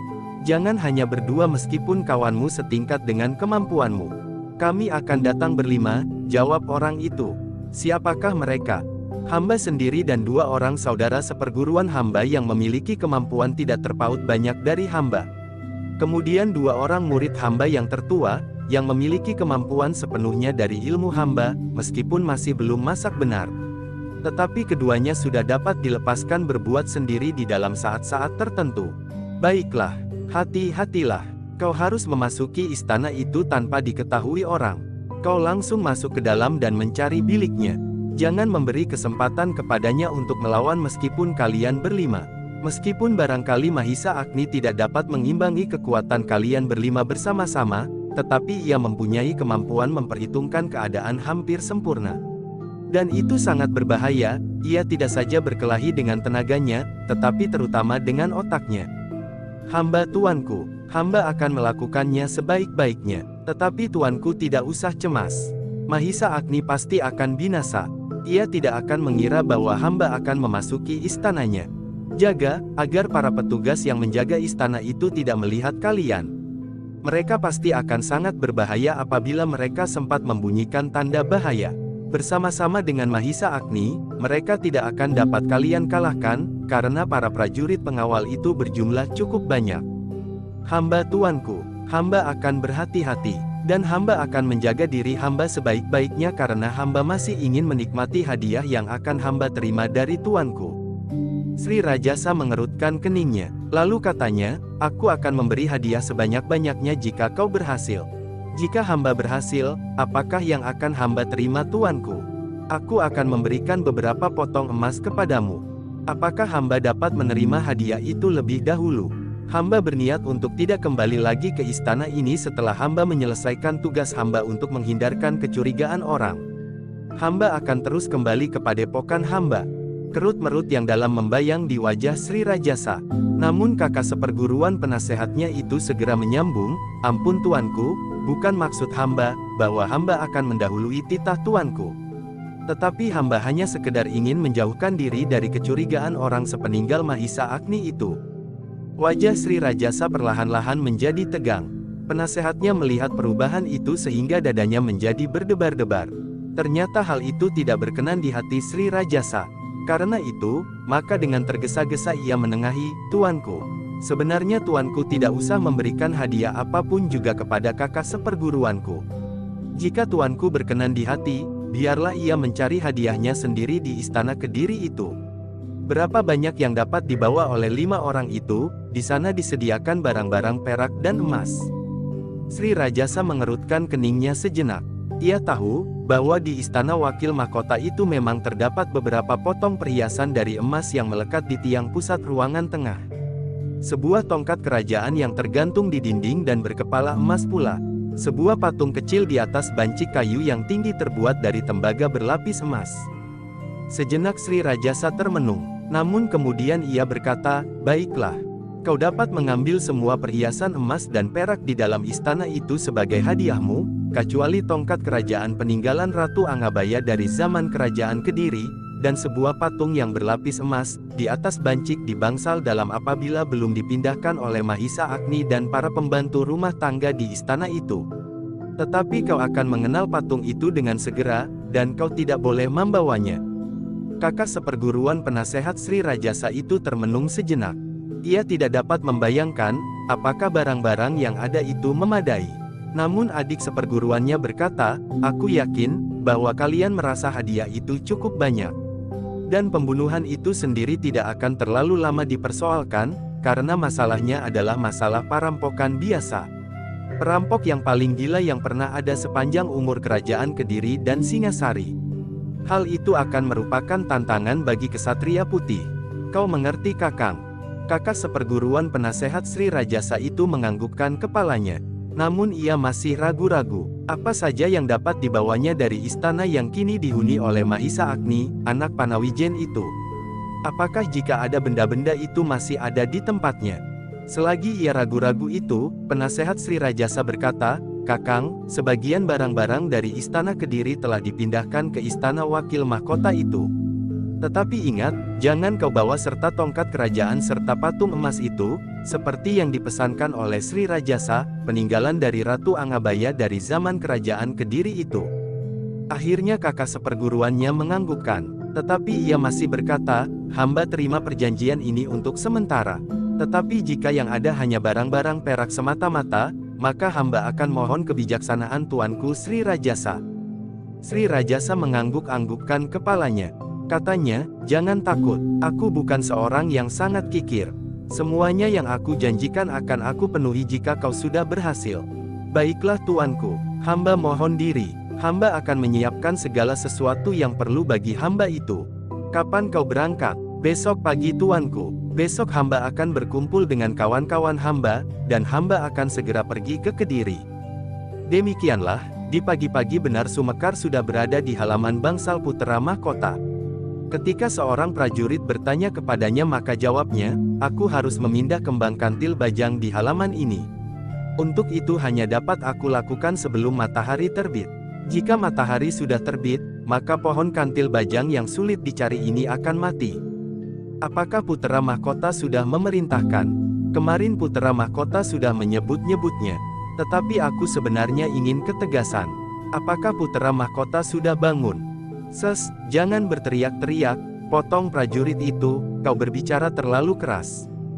Namun usaha Sumekar memanggil Anusapati dengan caranya itu berhasil. Ternyata Putera Mahkota sudah duduk di serambi ketika Sumekar masuk ke halaman bangsalnya. Karena itu, maka ia pun segera turun ke halaman sambil bertanya, ada apa juru taman? Bisik prajurit yang bertugas, kau sudah membangunkannya. Memang itulah yang kuharapkan. Ada apa juru taman? Anusapati mengulanginya. Ampun tuanku, hamba ingin bertanya tentang kantil bajang ini. Bagaimana dengan kantil bajang itu? Apakah yang tuanku perintahkan kemarin, harus kami lakukan sekarang, mumpung matahari belum terbit? Anusapati mengerutkan keningnya, tetapi ia sadar, bahwa sesuatu yang penting telah terjadi. Karena itu, maka ia pun segera mendekat lagi sambil berkata, marilah kita lihat. Prajurit yang merasa tidak berkepentingan dengan pemindahan batang kantil bajang itu pun tidak mengikutinya lagi. Ketika juru taman dan Putera Mahkota itu kemudian berjongkok di sebelah sebatang kantil bajang, maka prajurit itu pun justru menjauh. Dalam kesempatan itu, Sumekar pun segera menceritakan apa yang dilihatnya, bahwa Sri Rajasa semalam telah mencoba kemampuan seseorang di belakang bangsal. Anusapati mengerutkan keningnya, katanya, aku tidak tahu apa yang hendak dilakukan oleh ayahanda Sri Rajasa. Apakah orang itu calon hamba istana yang akan menjadi pengawal Adinda Tohjaya atau petugas yang lain? Hamba tidak tahu tuanku, tetapi bagaimanapun juga, tuanku wajib berhati-hati. Bukan maksud hamba berprasangka terhadap ayahanda tuanku, tetapi penasehat ayahanda tuanku dan guru tuanku Tohjaya itu mempunyai banyak akal.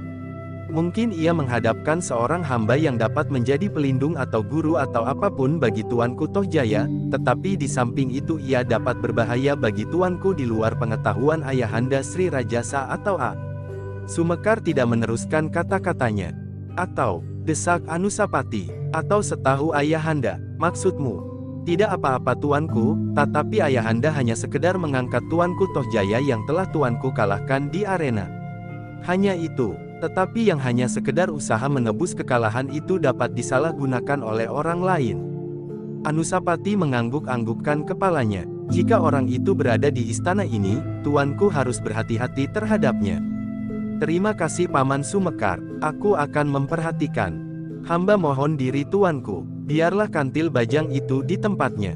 Sumekar pun kemudian meninggalkan Putera Mahkota. Prajurit yang mengamatinya dari jauh itu pun bertanya, bagaimana dengan pohon kantil bajang itu? Tidak jadi, Putera Mahkota masih ragu-ragu, biarlah pohon kantil itu di sana. Prajurit itu tidak menghiraukan lagi. Dibiarkannya Sumekar meninggalkan bangsal Putera Mahkota, langsung menuju ke taman meskipun hari masih pagi. Tetapi langit sudah mulai cerah dan bayangan sinar matahari mulai membayang di langit. Sumekar terkejut ketika ia melihat halaman depan. Ia melihat orang yang semalam berkelahi dengan Sri Rajasa itu meninggalkan istana, diantar oleh penasehat Sri Rajasa sampai ke Regol.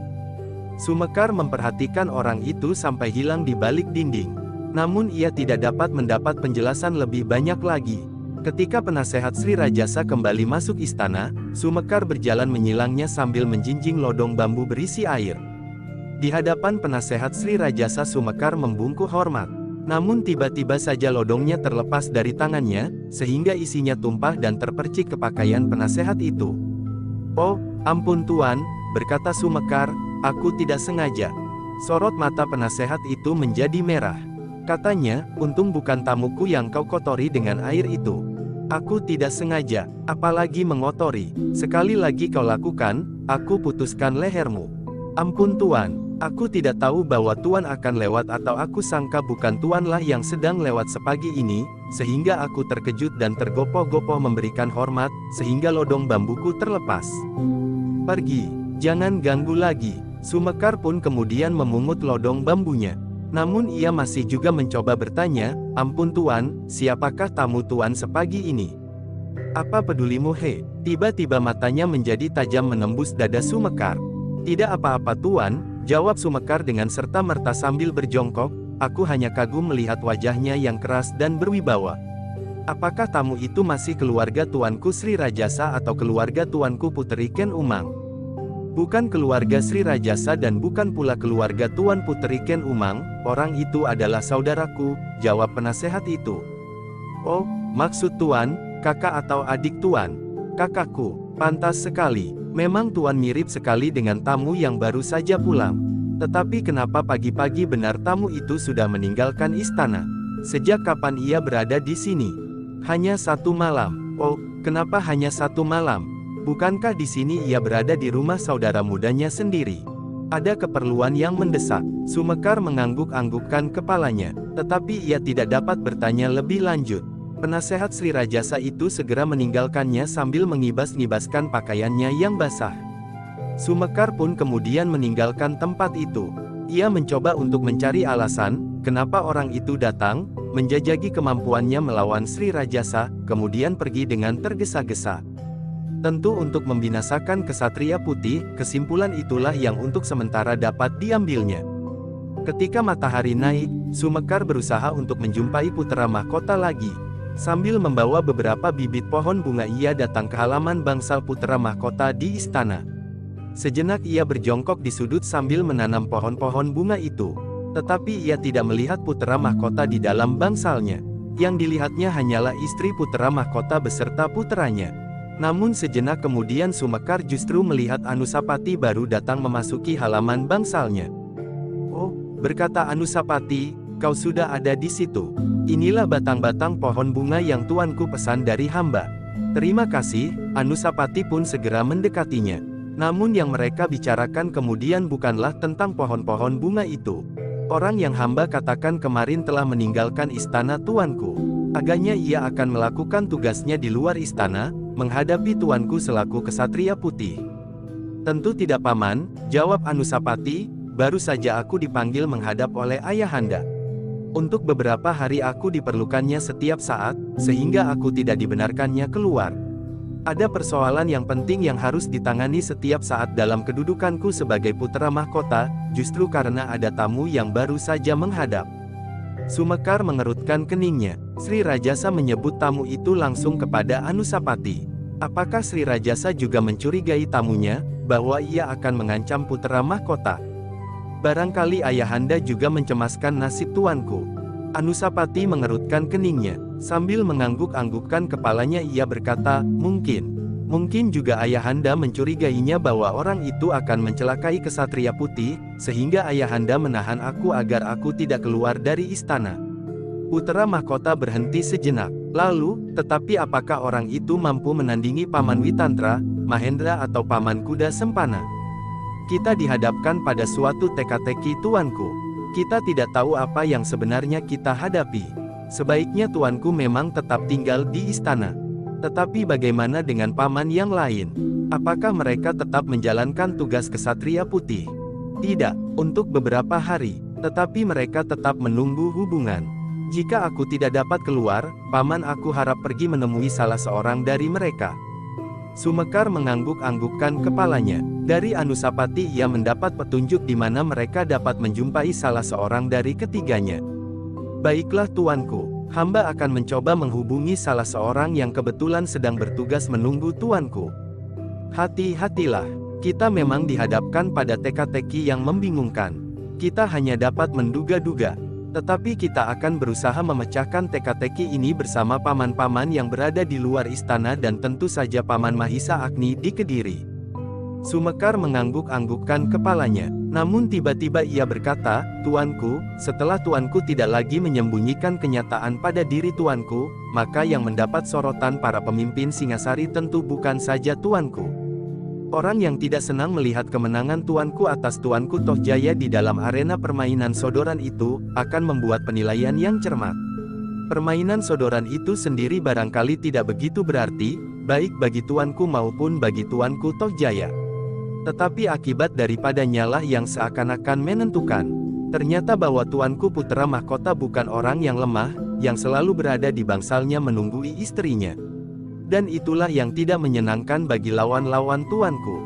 Anusapati mengerutkan keningnya. Hampir saja ia bertanya pendapat Sumekar tentang ayahanda Sri Rajasa. Namun pertanyaan yang sudah ada di tenggorokannya itu ditelannya kembali. Rasa-rasanya tidak pantas baginya untuk mencurigai ayah sendiri meskipun demikianlah yang sebenarnya bergejolak di dalam nuraninya. "Tuanku," berkata Sumekar kemudian, "aku yakin bahwa pamanda tuanku, Mahisa Agni, pasti sudah memperhitungkan pula, bahwa yang seakan-akan berada di ujung runcingnya duri itu bukannya tuanku saja, tetapi juga pamanda tuanku." Anusapati mengangguk-anggukkan kepalanya. Katanya, "Ya, Adinda Tohjaya dan gurunya pasti meyakini bahwa aku mendapatkan ilmuku dari pamanda Mahisa Agni. Nah, karena itu, maka yang harus selalu berhati-hati saat-saat terakhir adalah tuanku dan pamanda tuanku itu. Meskipun aku yakin bahwa pamanda tuanku selalu berhati-hati, tetapi pamanda tuanku tidak mengetahui apa yang telah terjadi di istana ini.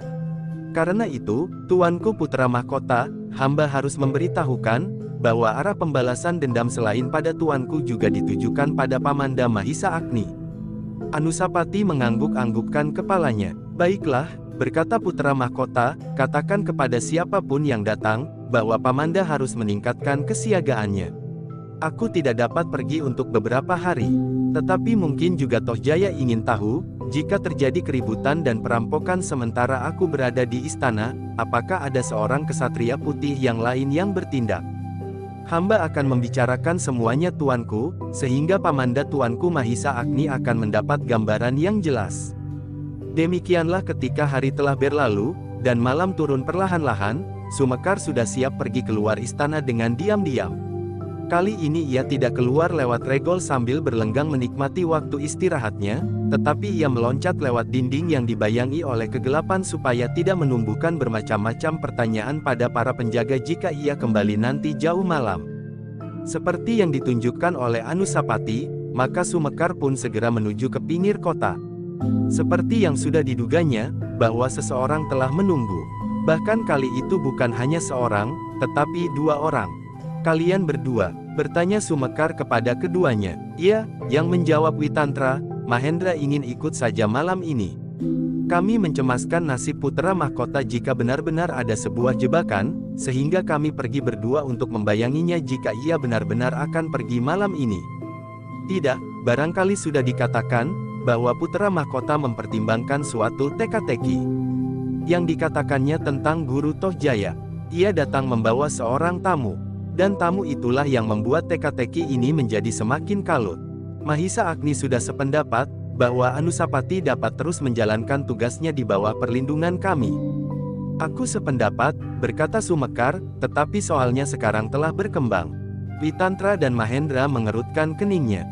Dalam pada itu Sumekar pun segera menceritakan apa yang diketahuinya di istana.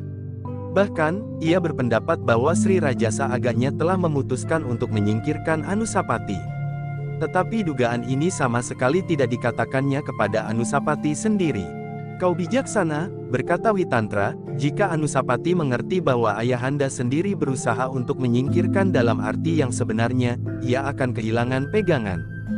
Dan sekarang, putra mahkota menunggu, apakah yang harus dilakukan dalam perkembangan keadaan terakhir. Putra mahkota justru tidak diperkenankan keluar istana untuk sementara. Witantra adalah seorang yang memiliki pengalaman yang cukup di sepanjang hidupnya yang penuh dengan persoalan. Baik yang menyangkut dirinya sendiri, maupun persoalan di luar dirinya.